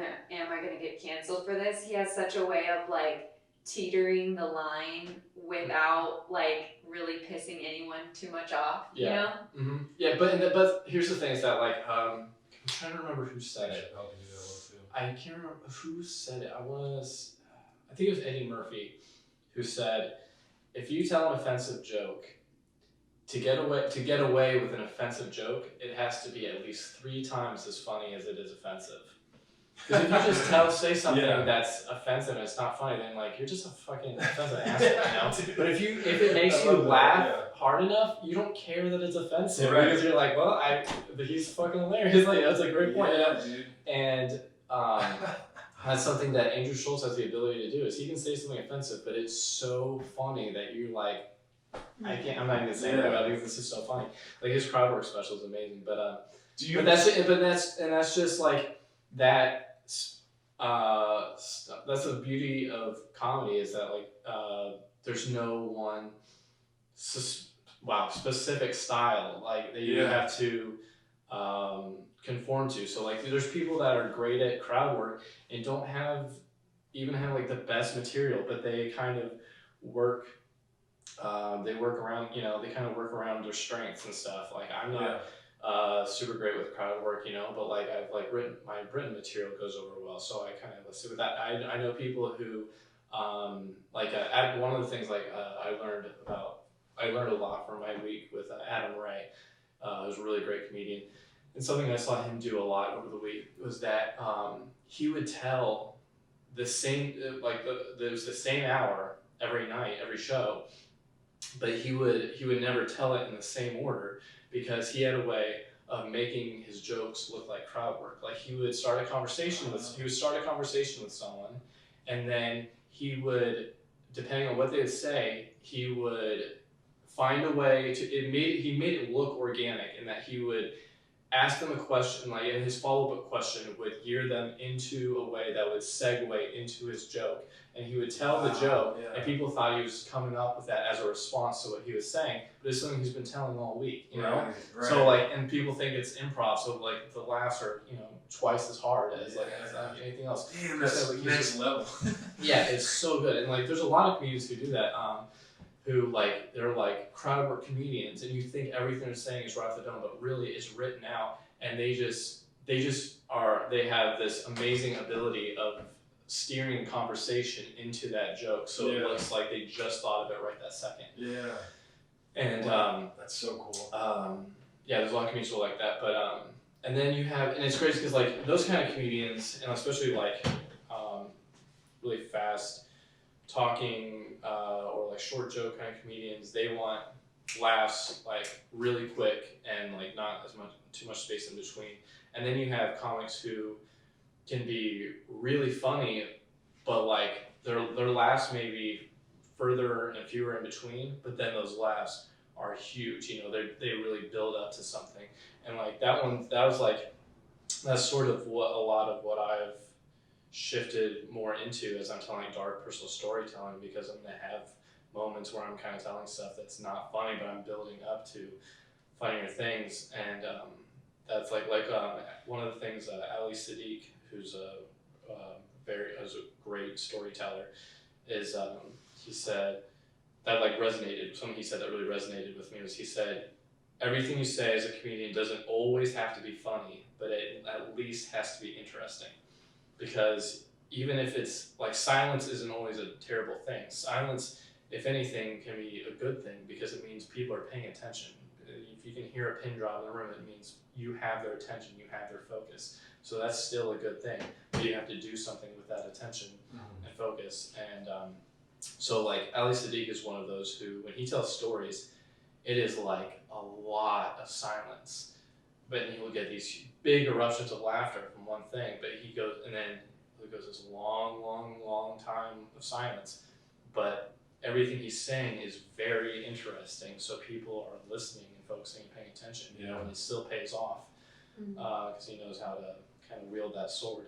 Right. But, so, I mean, there's, yeah, that's the beauty, is that there's no one specific way, and like whatever you're trying, you can always experiment, you can do different things. Like when I first started out, I tried to be like a one-liner short joke kind of, kind of style, and that just wasn't for me. And then I did like observations for a long time, and then I kind of discovered once I did my first like successful storytelling bit, I was like, okay, these are the kind of jokes I like to tell, and this is kind of like what I like to do. And so I've started, they started off like really short, like I have the one about like going down to visit my grandparents in the country, you know, those like little, those are more like anecdotes and like real stories. But then like the story about like the kid in the pool, the shallow pool, my son or whatever, like pushing him, you know, like that was kind of like a little bit like that was an actual like story, that an anecdote has like, you know, an actual like journey with a beginning, middle, and end. And like when that like did really well, I was like, okay, like this, I have so much fun telling that joke. I love like acting out other people and characters and stuff. Yeah. I was like, all right, so I'm gonna start doing bits like that. I prefer storytelling comedy because there was some comedian that Mookie was watching, and he was just like a one-liner kind of guy. He died. He was young when he died. It's Mitch Hedberg, bro. Did he wear glasses, like big sunglasses? He had long hair. Yeah, Mitch Hedberg. And I just didn't. You don't like that? I understand that he's funny, but for me, I prefer, and I think it's because I'm like one of those people that tries to like deep dive into people's psyche, like who is this person? What happened to them? Like there's so like you telling me about your childhood, like I could just like talk to you like off camera about that forever, and like just so I love when a comedian's there and I can actually like figure out like what's going on with them. You know what I mean? Right. Like yeah. Like almost like I'm a therapist in the back trying to like I agree. figure out what's wrong with this. There's nothing funnier than a perfectly done story. I mean, I think like a perfectly done story will make me laugh harder than any like one-liner, you know, joke. I feel like it also like is easier as as part of the audience that you remember stories better than you remember observations, I think. Because it's like you can be, the kid in the pool story, it's like easy, as opposed to like, his take on whatever, it's kind of more ambiguous.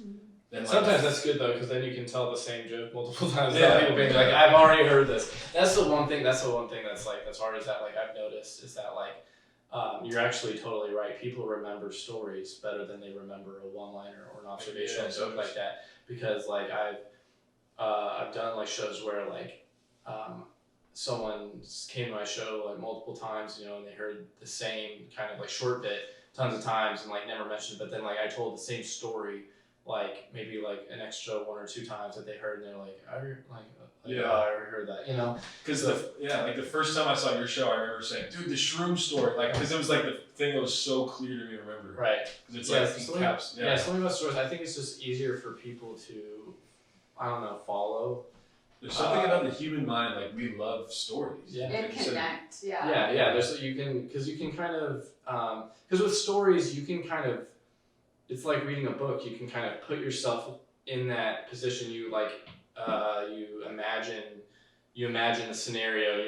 You're picturing the scenario in your head. When you're just doing like an observation or a short, like a one-line bit, it's more just like funny words, and you're not really like picturing anything specific. But like when you're hearing a story, it's like, you know, like when you're reading a book and you kind of like imagine the setting and the people and the scene, and you stuff, and you kind of. So it kind of gets implanted into your mind a lot. I think that's why Dude, you're so I love You're like a Theo. philosopher. It's awesome, dude. It's like, honestly, I guess it's not like we. I'm just talking about my ass and seeing what sticks. No, but you clearly like think so deeply about this stuff, and it's fucking awesome. I've just always, I mean, it's just like I'm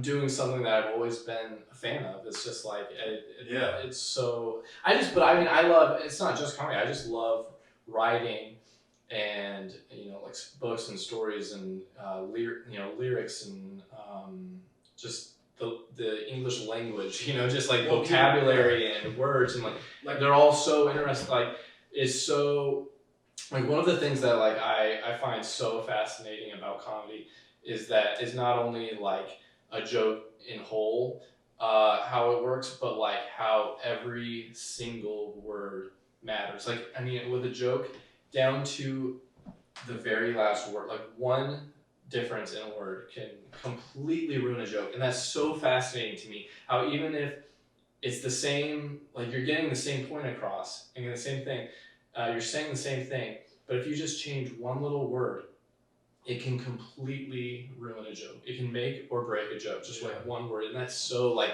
it's like, why? And no one really knows exactly why. And it's like, or like the idea of if you stumble on a joke, how like if you're telling the punchline and you slip up on a word, and even if you recover and people still know, they get what you're saying, that you slipping up will completely ruin the joke. Yeah. We'll laugh at it. Like That is, or like daughter, I mean father, you know, like if you like say that, like say like you're the that one just doing that, if that was the punchline, it's over. Like, right. That joke's done. You guys It's like, why? They still know what you're saying. You still recovered. They still know what you're saying. It's like, why is it not funny anymore? Yeah. There's something about losing the momentum, and like I just find that so intriguing. So I'm like, I'm always and like that's one of my favorite parts about writing is like when I tell a joke and I know, just like there's like this like feeling of knowing that a joke is good, and like even if it didn't work, you're like, I know that that's funny, but why is it not coming across as funny to them? Like, what do I have to do for them to realize it's funny? And then just like going home and listening to it and like being like, okay, we're gonna take out this line and we're gonna switch this word with that. That word is funny. Like, it's just like finding funnier words, not even just like words that sound funnier also make a huge difference. You know, it's like no one knows why, but it's like this rule in comedy that words with the U sound are funnier than like that are just like make the funniest things. Like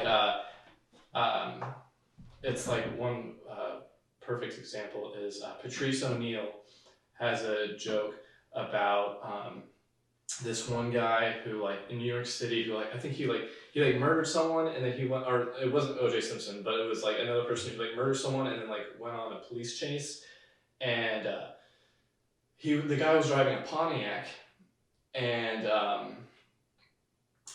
in the joke, instead of he knows that Pontiac isn't a funny sounding word, and it's like in the joke, I can't remember exactly how it goes, I'm paraphrasing, but like the punchline is like they're looking for an N-word in a Pontiac, and like he said, they're looking for an N-word in a Buick.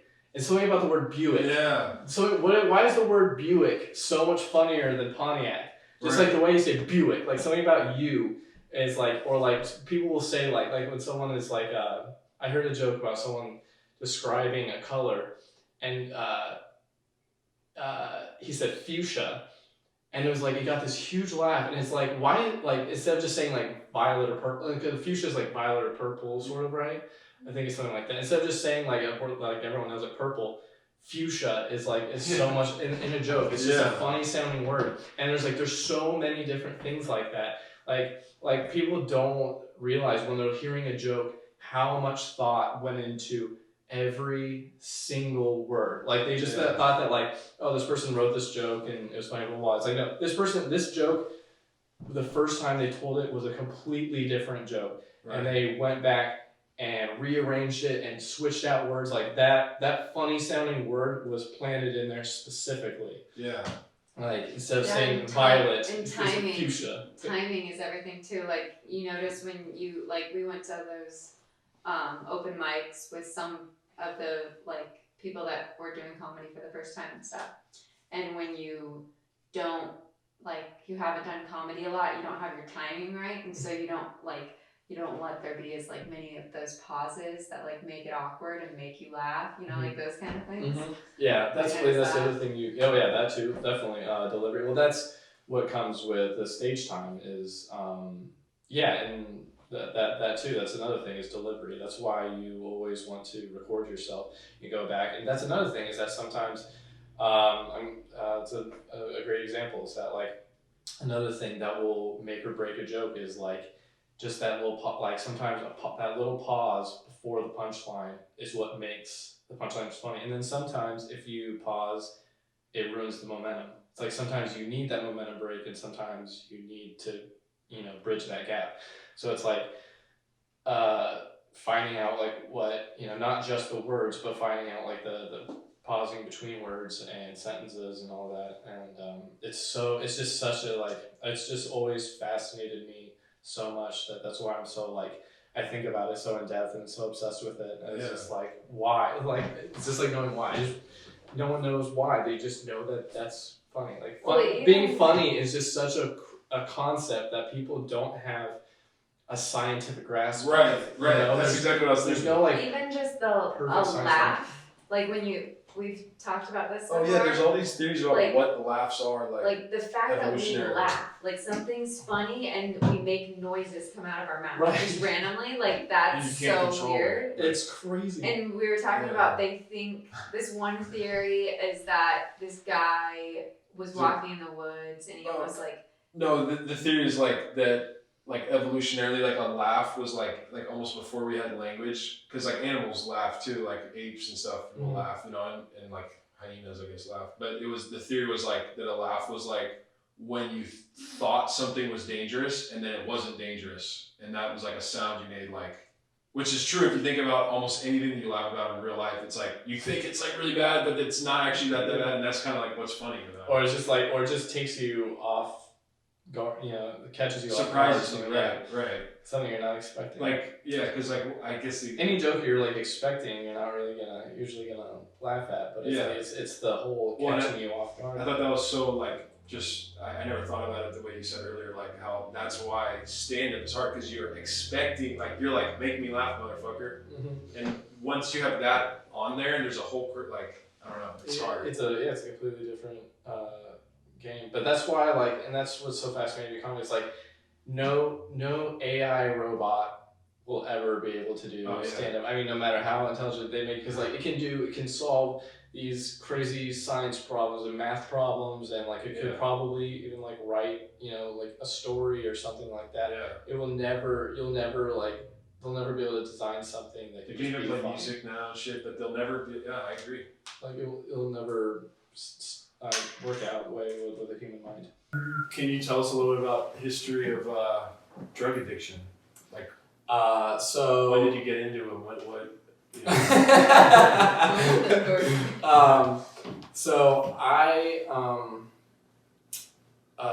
well, one thing is that I was actually paralyzed for a year, and I don't know if you know this, or I've talked about that on stage before as well, and that I had something called CIDP, chronic inflammatory demyelination of polyneuropathy, it's a neurological condition. I eventually, got better. I barely survived that. There was a chance of me dying from that. And then once I got over that, what is that? CID. So basically, it's a autoimmune disease where antibodies start, fighting your own body, and it eats at the myelin sheath of your nerves and eats away at that. And then it gets to your nerves, and your nerves can't send messages from your brain to your body, so you just stop being able to have the function, But they were actually able to cure it in you?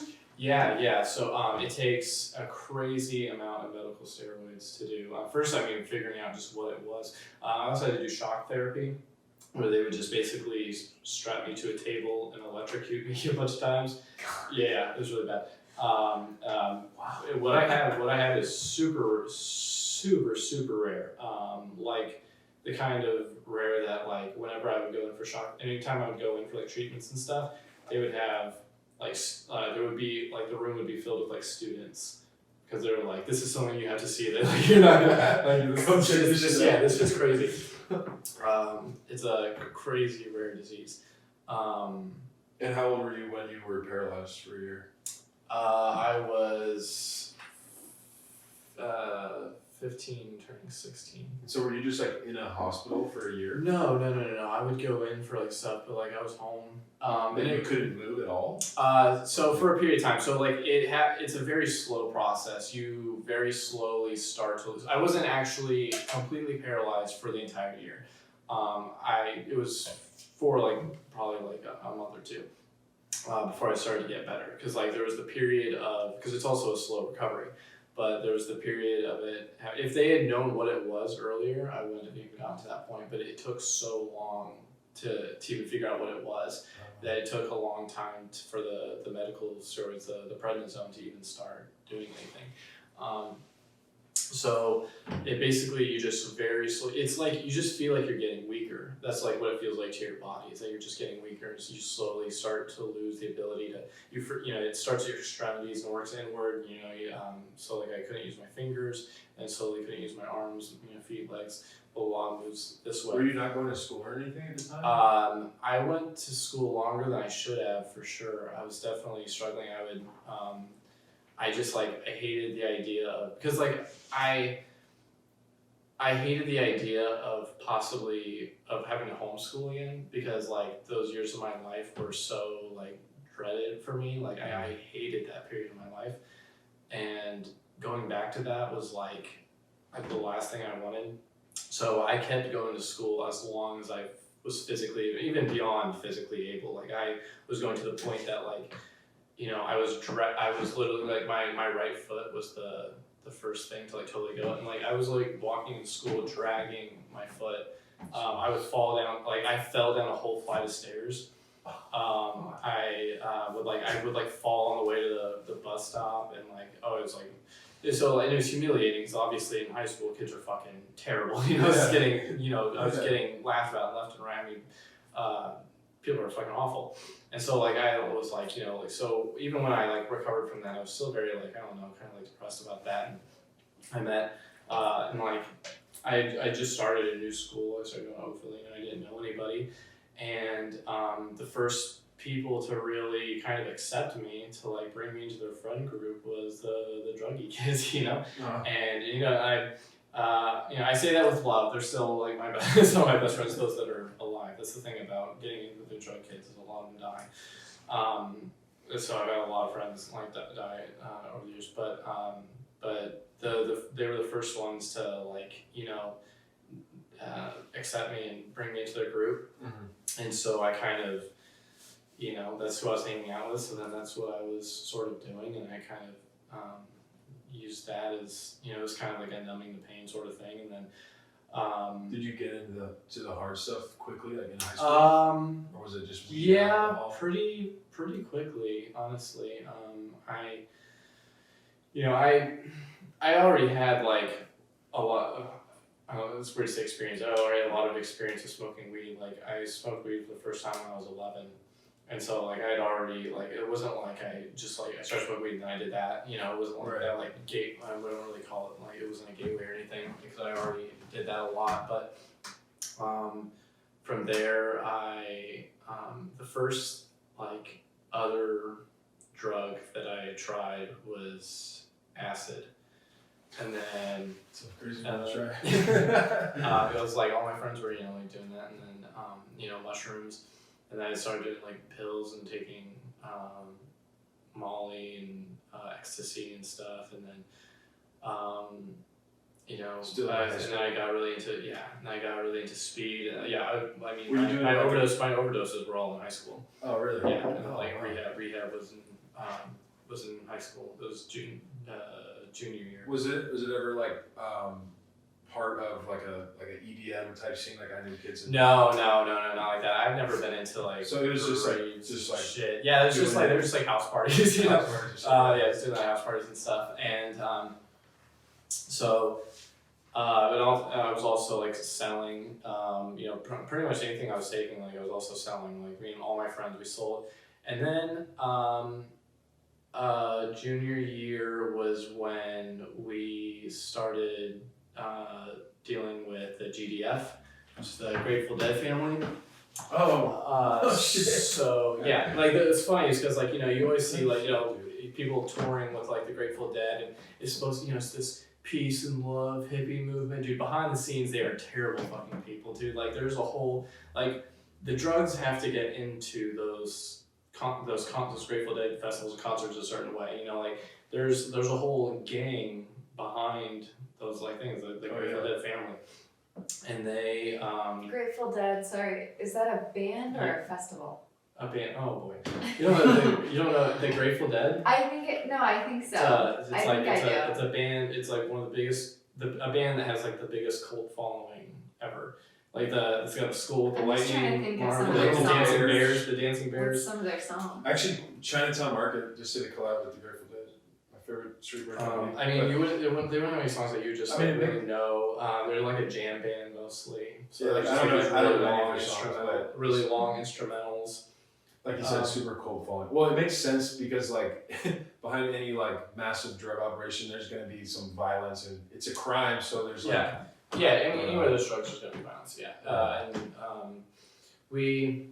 So we got involved with them, and they one of the I'm not gonna like name names or anything, but one of the people that was kind of on the lower end of the hierarchy that kind of got us involved taught us how to make DMT, which is like the strongest drug in the world.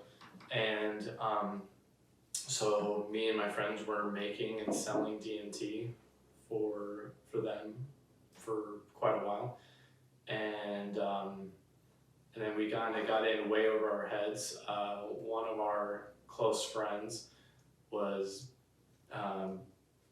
beaten half to death and left for dead in East St. Louis over something that wasn't even his fault. There was someone blind. There was a drug deal that went wrong, and they blamed it on him, even though it wasn't his fault, and so he got messed up for that. you guys were just. And we were way in over our heads, and we were like already like trying. Were you guys to, like, we were getting involved with people that we really like very quickly, like, whoa, these people are crazy, and this is way more than we are like ready for. We bit off more than we could chew with these people, and were you guys making a lot of money? Oh yeah, it's great. Yeah, it's great for us, especially for high school dudes. Yeah. The problem was we were spending it all on other drugs, right? You know, so we didn't save much. Yeah. We also unfortunately did a lot of the DMT that we made, you know, before we had sold it. So if we had sold all that, we would have been killing it. But we also, did a lot of the drugs. Where were you? Were you guys just making it like your parents' basement or something? Yeah, in my friend's room. Holy smoke! Yeah, it was crazy. Whoa, we were also growing weed in his basement. But basically the way we got out was because like we hadn't it's like, especially like each like kind of chapter of it in like different cities has like sort of like like a hierarchy, like most like things do, and the people that we were dealing with were kind of like they weren't like the elders, but they were like in the middle, however you would describe it, and they would they never really like talked about us, like no one else really knew like who we were. They were just kind of like little like street rats for them, you know, kind of like foot soldiers. Foot soldiers, exactly. And so one of them died and the other one went to prison, and which is like right around the same time. So that was like our out, that like we didn't have to worry about like saying like, hey, we're not like doing this shit anymore, and like having any problems because like they were gone. So it was Because like they knew probably where you went to school, where you lived, and everything. Like yeah, they did. Yeah, they knew everything about us. Yeah, they knew everything about us. Because they were constantly at my friend's house. Right. And I mean, yeah, they knew where we went to school and everything. Because one of them, the way we met them was that one of their younger siblings went to our high school. So that's how we met them in the first place. That's how we met them in the first place. And so that all unfolded, and then shortly after that was when I became addicted to bath salts. Specific type. There's many different bath salts. Bliss was the one that I got addicted to, and was blowing all my money on that. And what's the feeling like from? I'm always confused by this, and this might sound dumb, but are bath salts no, like not like you can't go to Bed Bath and Beyond and buy buy them. bath salts and get high. No, that would make Bed Bath and Beyond fucking corporate drug dealers. No, it's not that. Where do you buy like weird? Why do they call them that? Smoke shops? Well, they do. I think they do use some of those like types of chemicals, but it's not just that. Like it's mixed with a bunch of other stuff. Mm. But they are extremely, extremely terrible for you. And is it a they're amphetamine type thing? Yeah, and the damage to your body is like very quick, like quicker than most drugs. Like it's really, really damaging to your organs. And do you smoke it? No, you snort it. I mean, there's different variants of bath salts and there's different ways you can take it. I mean, Don't they make people like kind of go crazy too? Like I know, Sometimes, I heard of somebody that like bit someone's somebody. face. Yeah, you can't even detect that. They just assumed that he was on bath salts. And Because they said he was on bath salts and on acid. That was like that year. That's the question I get from everyone. I say, I used to do bath salts, but did you eat anyone's face? Yeah. It's like they don't even know They had a hunch that that's what he had taken, but they don't even know for sure. But people do, yeah. And like I said, like the stuff that I took, no one ever really went like crazy off it, but like, people definitely died. Is there anything you might compare it to, like in terms of other? It's like doing meth and ecstasy at the same time, but like better and powerful, more powerful. Dude, it is. I mean, it would be easier to go through the drugs that I haven't done than the drugs that I have done. And nothing has ever even compared to what Bliss felt like. I mean, it was the second you took it, you were instantly addicted. I mean, snorted it, but I mean, it was. I don't even know how to describe it better than that. I mean, the euphoria was absolutely insane. Like, I don't do like hard drugs or anything anymore other than trip. Like I still do acid and mushrooms from like every once in a blue moon, for the creativity aspect of it. But I don't do hard drugs anymore, and I have very good willpower. I could, if you put it out in front of me, I could say no. But Bliss is the one thing that I'm very grateful that I couldn't even get it anymore if I tried. I wouldn't know where to look. Because if you put that out in front of me, that's the one thing I'd be like, instantly be like, fuck it, I'm diving in. Like, there's no way to describe it, man. It's one of those things that like the taste of honey is worse than none at all, man. As soon as you try that, you're like, I just want to feel like this forever. Like it's insane. And that makes it really dangerous because it's so more quickly devastating to your body, and it's not a super long lasting. It's longer than Coke, but it's still not that long of a high. So you just you end up doing a lot of it like a short amount of time. And we were like, I mean, this is when Bliss, this variant of it had like just come out. So like me and my friends were like the guinea pigs for it, And I remember, I don't know like how they really like specifically knew, but I remember the guy that I was getting it from, the guy that gave it to him, told him, was like, don't do, like he would put it in capsules and sell it in capsules. He would just open the capsule and do it from there. And he was like, don't do more than one of these in one night. And the night that I overdosed, I got greedy and I ended up doing like 2 of them in one night. And I overdosed and went to the ER. And that's the story of the joke I have about like bargaining with God. To When I heard not that die. joke, I was wondering what you overdosed on. Yeah, that's what it was. Yeah. And so, I actually just recently wrote a joke about like bath salts and like the questions I always get. That's one of the questions that I make a joke about is people always asking, they're like, wait, so you can just go to like Bed Bath & Beyond and get bath salts and get high? Like, that's not like that. But And you were what, junior year? 17. 17. Yeah. And then I ended up. Imagine getting in shit like that. After that, I ended up overdosing on painkillers. I took painkillers and Xanax at the same time, which is terrible, and like a little too much of both. And then I go to the hospital again, and then Were you prescribed painkillers or something? no, it was just got them. And then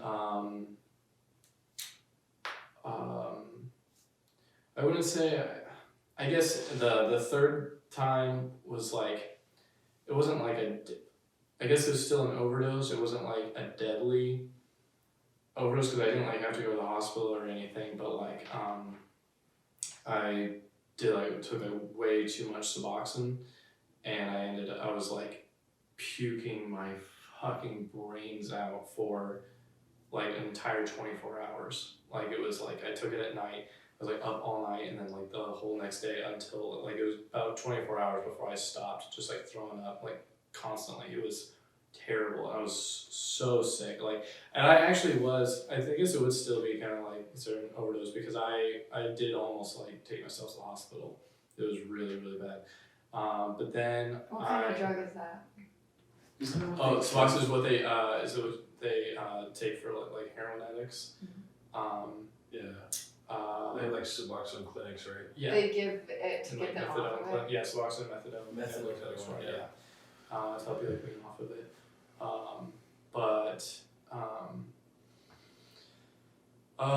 So yeah, and like the first That was time all in the same year? No. Or was that your senior year? No, that was from the first time was 17, the last time was 19. And so like when you graduated high school, were you just in the fucking drug game, and did you guys have did you end up moving out? Were you still with your parents? No, I didn't move out in high school or anything, but like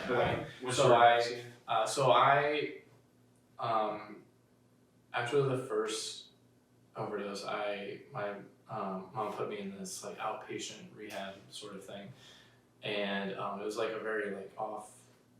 It was a Christian thing. It was terrible. They had no idea what they were doing, and the counselor had no idea how to like talk to me or anything. Like he had no experience with drugs. Like if I'm gonna talk to someone about these kind of things, I want to talk to someone who has like a history, experience with it. You know, he was like he'd like never even smoked weed. He had no idea what he was talking about. So it's like I'm just like I don't know. It's like nothing you say like I'm not taking it face value. Yeah. So, or after that, I was doing well for a while, and I ended up relapsing and doing all of that, and then I got, I sort of like went back and forth and stuff, and then I ended up getting really into speed, and that was the whole thing, and I was selling coke for a long time. That was like the one thing that stuck to for like a pretty long time, and built up a pretty decent reputation for that. And then I ended up getting robbed and sort of like kind of thugged out of it because I just, I ended up stealing clients from people who had a lot of friends, a lot of guns, and nothing to lose. Yeah. And so I sort of got bullied out of that because like that's not. I wasn't that type of drug dealer. I was just doing it, get money. Like I'm not that kind of like I'll fucking die on the streets for this shit, dude. I don't fucking care. Like no, you can have it. Like I'm good. Like so. Did the whole thing kind of ever make you more like that? Like kind of feel like, oh, I am a tough guy and I got it. Yeah, it definitely until it came time to actually like be when it came down to like people who actually were like in that game, like to the death, like people who like really felt that way. And then I was like, no, I don't care. But like around just basic people. But like it became a kind of thing where like around certain people I had to at least act tough and like kind of present myself in a certain way to not get taken advantage of, because like you end up you're supplying to a lot of people who are really like that was the thing, is that like I also had sort of it's hard to say I had a moral guideline when I'm selling coke, but like I still, if because like some of them were my friends, and even just random people, if I saw they weren't just coming like on the weekends because they wanted to party, like they were coming like during the week to get through the day, and like they were coming every day. Once they started coming every day, I was like, hey, like you probably shouldn't be doing, like you have a problem, and like, this is like really taking advantage like over your life, and like you're spending all your money here. It's like, coke isn't cheap. You're buying that shit every day. You better have a fucking killer job, And I have people who worked in retail coming up. I was like, I don't know how you're even forking like this much money. Food. And so I would kind of like try to stop it there, but then you have people who try to take advantage of you, or would make your life fucking hell. Like I would have people who would knock on my window at like 4 a.m. while I'm sleeping. And is that at that point that you moved out, or was that your? Yeah, that point I moved out. Because when That you graduated college, or when you graduated high school, like was there no thought of college? Or no, I was doing, for a very short amount of time. I was doing college, but I hated it, and I was like, did you feel like, oh, I'm just gonna? Because at that point you hadn't done your first. I didn't really know. I I didn't really know what. Just kind of. I wanted to do physical therapy assistance, but there was like a 2-year wait for it to get into the program, and so I was just I was still doing the classes and like getting the prerequisites done little by little, and kind of waiting. But I was like, I don't know, just like. Still didn't really want to do it. I still didn't know really what I wanted to do. Yeah. And then, So you're making a shit ton of money probably, and you're getting high and shit. It's like, I don't know. I was, and then I was doing,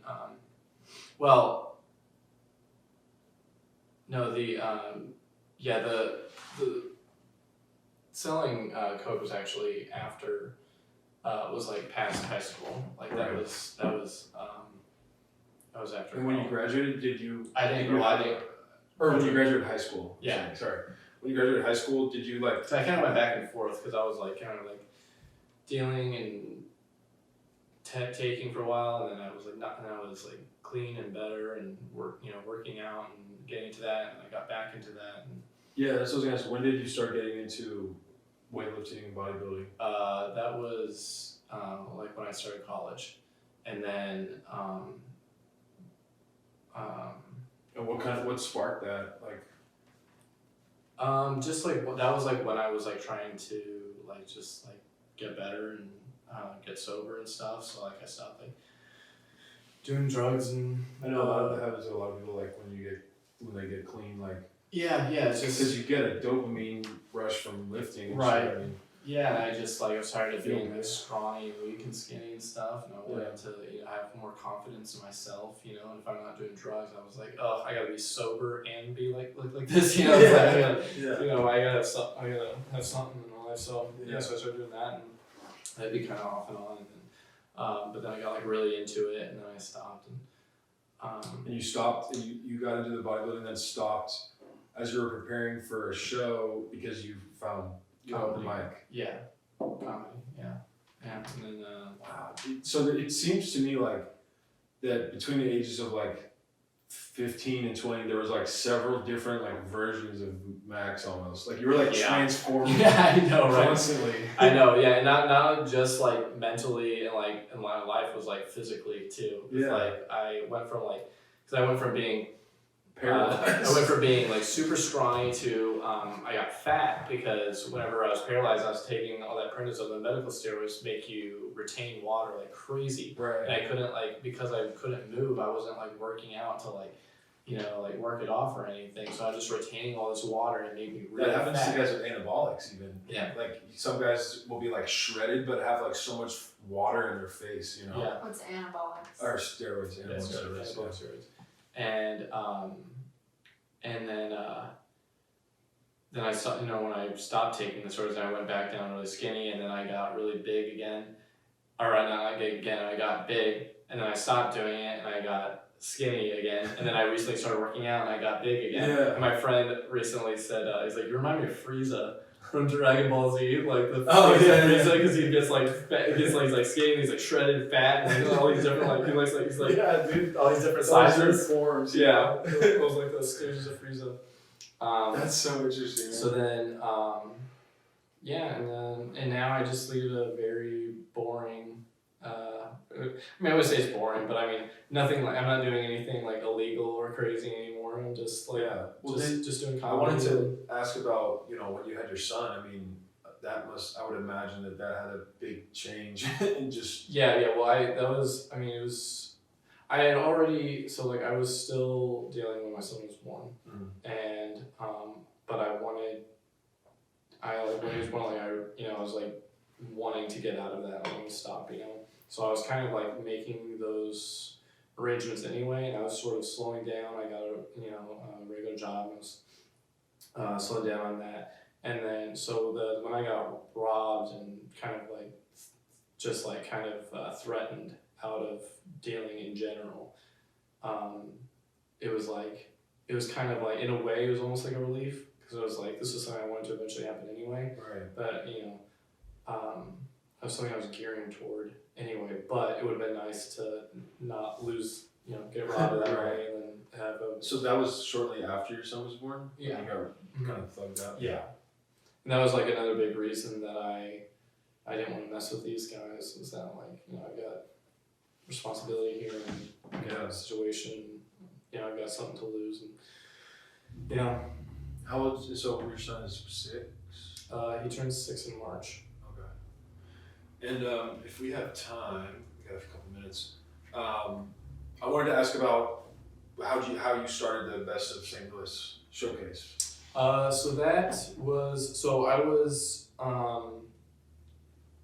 had been getting work at the Funny Bone for a while. Start getting like work hosting. You're like when you're at the host level. So there's as you probably know. I mean, obviously it's different on a showcase that I run, but like a regular weekend, you have the host, opener, you have the middle act, the feature, which is what I am now. Then you have the headliner, which I sometimes do at not at the Funny Bone, but I'll occasionally headline at a club out of town or something. But I generally, for the most part, at Funny Bone, most of the clubs, I'm in the middle. But when I first became the host level, I was getting a lot of work. There weren't a lot of hosts at the time, and not one that Matt, the manager, really cared for or trusted. And so I was getting work constantly, and because I was there all the time, I sort of built up a rapport with them and with the manager, with Matt, and he knew I had also started an independent show at a bar with my friend Ryan, who was still doing comedy at the time. And so he had heard about that. He knew that I was at least running a show, so I knew how to run a show. And he didn't want to, because a weekend at the club is Thursday through Sunday for the most part. Mm-hmm. And he wanted to do, for the weeks that a headliner didn't want to do Wednesday, it's Wednesday through Sunday unless the headliner doesn't want to do it, which is pretty common. So for those weeks that there was a Wednesday open, he didn't want to be shut down, he wanted to do something. So he came to me and asked if I would be willing to run a Wednesday show there. And I took it up, and I still had no idea what I was doing, because I'd only done a few shows with the independent thing, and it was at a bar where people were already at a lot at the time anyway. So I didn't really have to do any real promotion or anything to get people there. Mm-hmm. So I didn't really have any idea of how to just organically produce a show.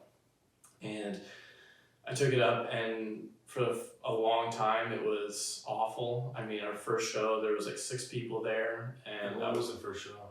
How many? that was the summer of 2016. Oh wow. Yeah. I think I was at some of your first shows. Yeah, you were. That's true, you were. Summer of 2016. And I it was going really bad. For the first year and a half, it was pretty rough. I really had no idea what I was doing. I mean, like at most we would get maybe like 25 people at a show, and that was like a great show. And then because there were so few people there, like the club was like, you know, on a lot of shows they were losing money by having it running. So the owner like told the manager, he's like, hey, I'm thinking about pulling the plug on the show. And the manager told me that. And something about that, I mean, that even though it wasn't going great, I was still like working on the show and like having it going for a year and a half. I just like, it was like my baby and I didn't want anything to happen to it.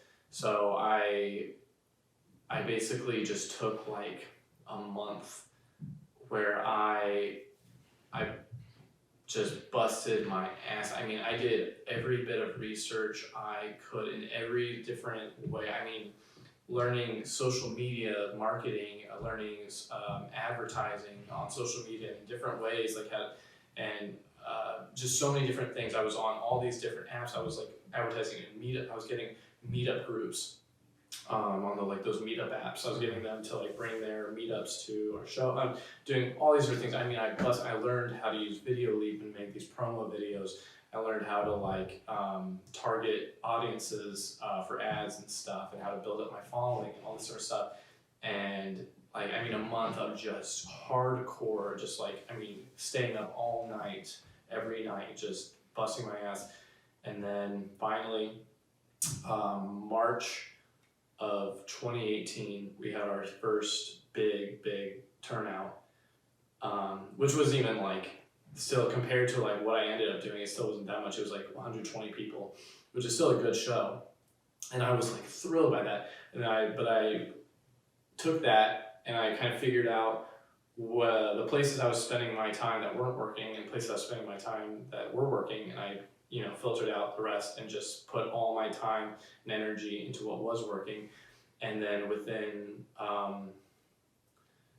what, like 8 months, we had our first sold out show, which is 315 people, which you don't do on a Wednesday, especially locally. Like, unless you're like this huge name with a huge following, like you don't sell out clubs on a weekday. It's like unheard of. And so I was starting to do that, you know, multiple times. Or I mean, and at the very least, I would get super close. I would have, you know, the high 200s, and I was doing that every single month. And I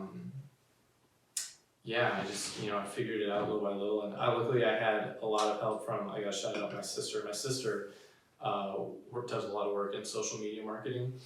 And she taught me how to target audiences and run ads and do all the marketing stuff and how to build a following. So like I've heard a lot of things too. I mean, I still busted my ass and worked hard, but I was really lucky to have her to kind of, she was like definitely a shortcut to kind of show me what to study and like what to do for these certain things. And she showed me little tricks of the trade and everything. And so, just little by little, it slowly built its way up to being the biggest show in St. Louis, and then I just worked really hard to keep it that way, and it, you know, built a reputation for itself. You know, and I mean, on top of all that, no matter how hard you work, you still have to put on a great show, because a lot of our people ended up becoming regulars, and like, you know, the shows became consistent because we have so many people also coming back every month. And the way you do that is that's one of the hardest parts as a producer, especially if you're a comedian who's like in the scene with everyone. It's like everyone wants to do the show, but you have to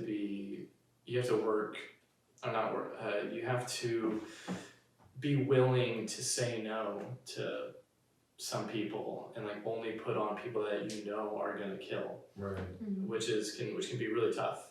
Probably friends even, and people that I would consider my friends, I like didn't put on the show. You know, and that's like one of the hardest parts is like, you know, is having to be kind of really cold and strict, and you know, people constantly submitting. I mean, I had people after like a year, once it became big, like within a year, I had people from all over the country like sending me videos, like submitting to try to do my show. And people from New York and California, and I mean everywhere you can really imagine stuff. People that were on tour would try to like make it part of their tour and stuff, and you know, it was crazy. But the focus is, at least it was on, it's mainly St. Louis comedians. Yeah, so it was. I always tried to, especially because it's called Best of STL Showcase. And that was the other thing, is that it was really hard because I kept it to only a few comics doing extended periods of time, because like a lot of showcases will have like 5 or 6 people doing like, you know, like 10 like 15 minutes or something. And it would be me and 3 other people doing 20 to 25 minutes. And so and it's only a monthly show, so you're limited to only putting, you know, a few people on each show. When you have so many people submitting, you know, you have to be very strict and stingy. 2 out of 3 are from St. Louis. Yeah, and so that was always the thing, is I would make sure at least 2 to 3, especially because it was called Best of STL Showcase. I would always make sure that at least 2 to 3 people were from St. Louis and stuff, and I would allow 1 out of town. If I did have an out of towner that I liked, to put on the show, I would put 1 out of towner on it, you know. Yeah. And because I have a lot of, you know, friends comedian friends from out of town that are really funny, that I still wanted to do the show. But yeah, so for the most part, it was a St. Louis focused show, but I would do that, you know. So sounds like that, like in the comedy sphere, like I mean, the word got out, and like that you made a name for yourself, like across the country, like literally, like at least amongst comics knew about your show. Yeah. I mean, that had to be a pretty fucking crazy feeling. Yeah, people would. It was awesome, man. It felt really great. Are you worried about having to almost start over now that everyone's out of their routine? Not to be negative.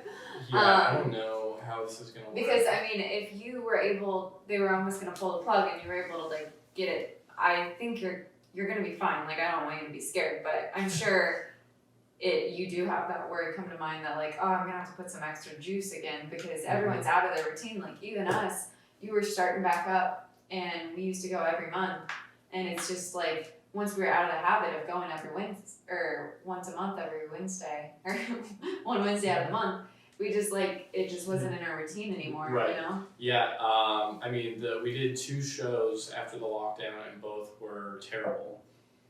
But I think it is going to be tough. I will have to put, that's something I've given a lot of thought to, because I am going to have to, because like it got to a point where I didn't have to put in all that personal, like those personal man hours anymore. The show had built up such a reputation that all I had to do was put out that the show was happening, and people were just like, cool, I'm coming. Right. You know, instead of having to like hit people up and target people and, you know, like, hey, you should come to the show, blah, blah. I would just, you know, post on the page that we're having a show, and people would just show up. Right. Now I feel like I'm gonna have to, probably do that again, because not only is it that, you know, people have forgotten about it, it's not their routine anymore, but a lot of people are still very scared to go out, you know. And so once everything's cleared out and that's not a problem anymore, it'll be, you know, that'll help. But I mean, those first 2 shows, you know, that definitely hurt us a lot.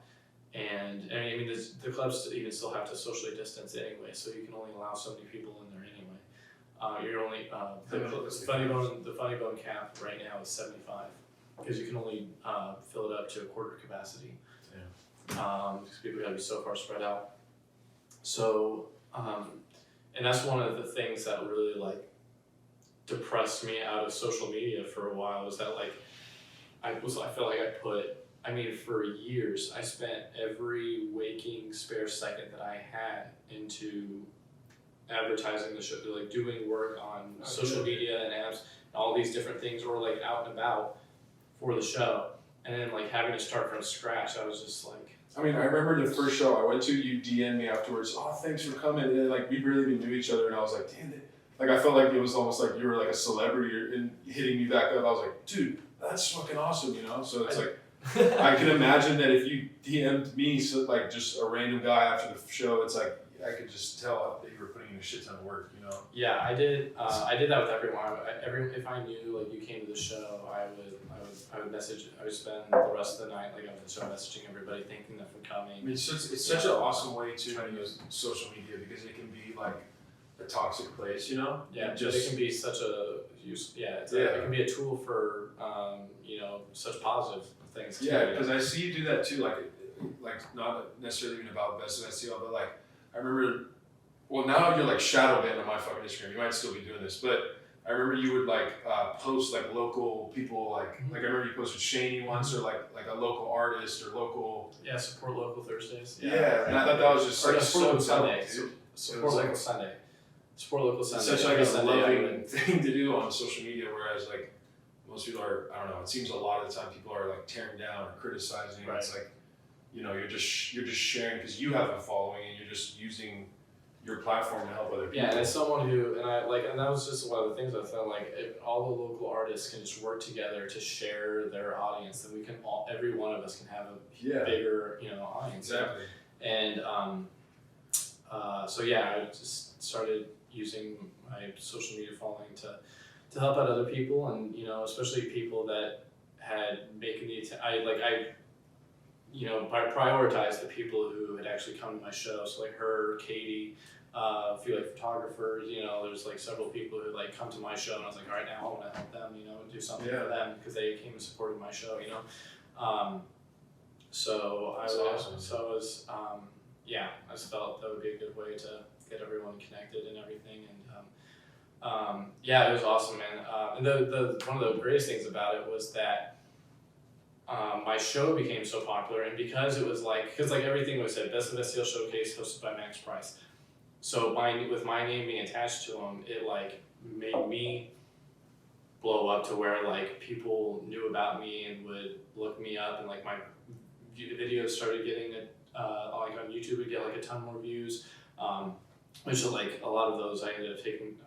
A lot of the ones I got a bunch of views I ended up taking down anyways, but so like some of the YouTube videos I had got views. I was getting like hit up for shows from people that like I never met. You know, they just like heard about me, like found out about me through that. So then I'd be doing I started traveling more, and so it just sort of like it all snowballed, and like it all grew on top of each other. You know, I mean, it helped. Like I think it was like symbiotic. Cause like I'm trying to put myself in your shoes, and like, you know, it just seems to me like that anybody who's like doing comedy and like is like, this is what I fucking want to do. Like I feel like if that was me, cause I have my own dreams, and I have doubts so much about them. I'm like, dude, am I fucking crazy? Like this might never work, and I'm gonna look like an idiot. I think about that. I think that every day. But like when you have moments like that where it's like, dude, I took this show that had 6 people, and now it's like basically sounds like something that maybe's never been done in St. Louis, where on a Wednesday random night with comedians that we don't know, we're like fired up, 300 people showing out to it.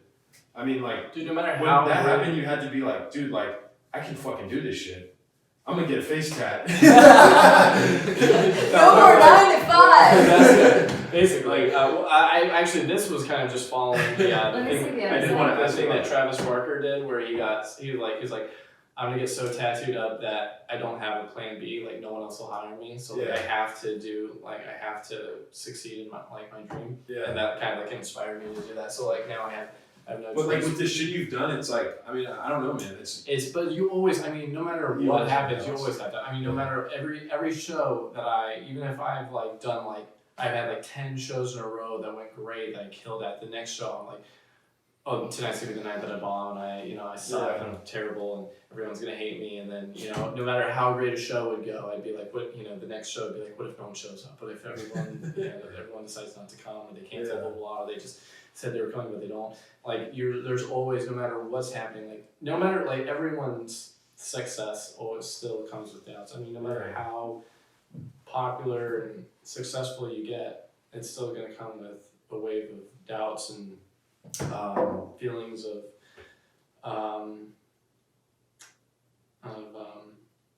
what's that called? Not pretend fear, but imposter syndrome. Thank you. That's I feel that like all the time. I constantly like, and I'm not saying it's like bragging or anything, but like I do have like people who weren't like my friends before I did comedy that follow me. I have like actual like following, and like it's not like a huge massive following, but it's like those who do follow me are like pretty loyal, and like they follow my stuff and they come to my shows and everything. And like anytime like someone says oh, like we're a big fan, like I'm a big fan of Max Pryce, or like I'm a big fan of work, blah, blah, or like people will come to me and be like, oh yeah, I was talking to this person I mentioned, they're like, oh my god, I'm a huge fan of his stand up and blah blah blah. I like every time someone says that, I'm like they're just saying that to be nice. Like no one actually thinks that. Like I don't have fans. They're just people who are just, you know, they feel bad and they you know, they don't want me to kill myself, so they're saying that I'm good. Like no matter what, like doesn't matter what happens. Like you always say that. Like I'm sure there's other people who, you know, have normal brains who don't think like that, but it's hard not to. It's because it's so hard to think like highly about yourself, you know, without feeling weird. And especially like with, I mean, comedy, just putting yourself out there, like there's so much doubt in it, man. I don't know. I don't want to like be like, oh, I relate, but like when I started making YouTube videos, and I kind of get what you're saying. I mean, I had no success there, so there's not really anything to pressure me. But like every time I do it, I'm like, want to delete the whole thing, and I'm like, this is fucking terrible, and I'm an idiot, and like no one's gonna I'm gonna look like so stupid. But then like just doing it, putting it out there is like, it's almost like therapy. It's like, it's like I don't give like you have to not give a fuck. Yeah, it's a way of relief. It's a way, it really is therapeutic, and it's like just getting it out there, because like there's nothing worse than like that feeling of what if. Right. You know, like it's better to try and fail than to just spend your whole life thinking like, what if I had tried, you know, blah blah blah. And it's like, at least if you try and you fail, it's like it's not like you won't. You know, that's still kind of sad too if you fail, but it's like at least there's closure in knowing that you tried and it didn't work out, that wasn't for you, and you can move on to the next thing. But like you never have closure with a what if situation. That's so true, man. That's so, man, I feel like with, I don't know, I just feel like I feel like it's really funny because like I feel like it's really funny that like you brought me on as a comedian. We've talked so like deep and serious the whole time. People are like, I thought this guy was a comedian. He's just like, Dude, I mean, I saw a whole different side of you, man. Because like you said, like at least, you know, a couple of years ago, like your jokes were like very like goofy guy. Like I promise I tell actual jokes if you come and see my stand up. But like this scene, like you're a fucking smart ass dude. Like I did not realize that you were so like you said, like you think deeply about this shit, you know. And to me, that's smart. Like, and it's fucking cool, man. I'm really thankful that you came and like spent. Yeah, dude, I had a great time. It was fun. The time flew by. It was fun to talk with you guys. Yeah, I mean, I get to do shit like this anymore. yeah, dude. It's I feel like I could talk to you for 3 more hours. Is there? So let's. I know we got to wrap it up here, but.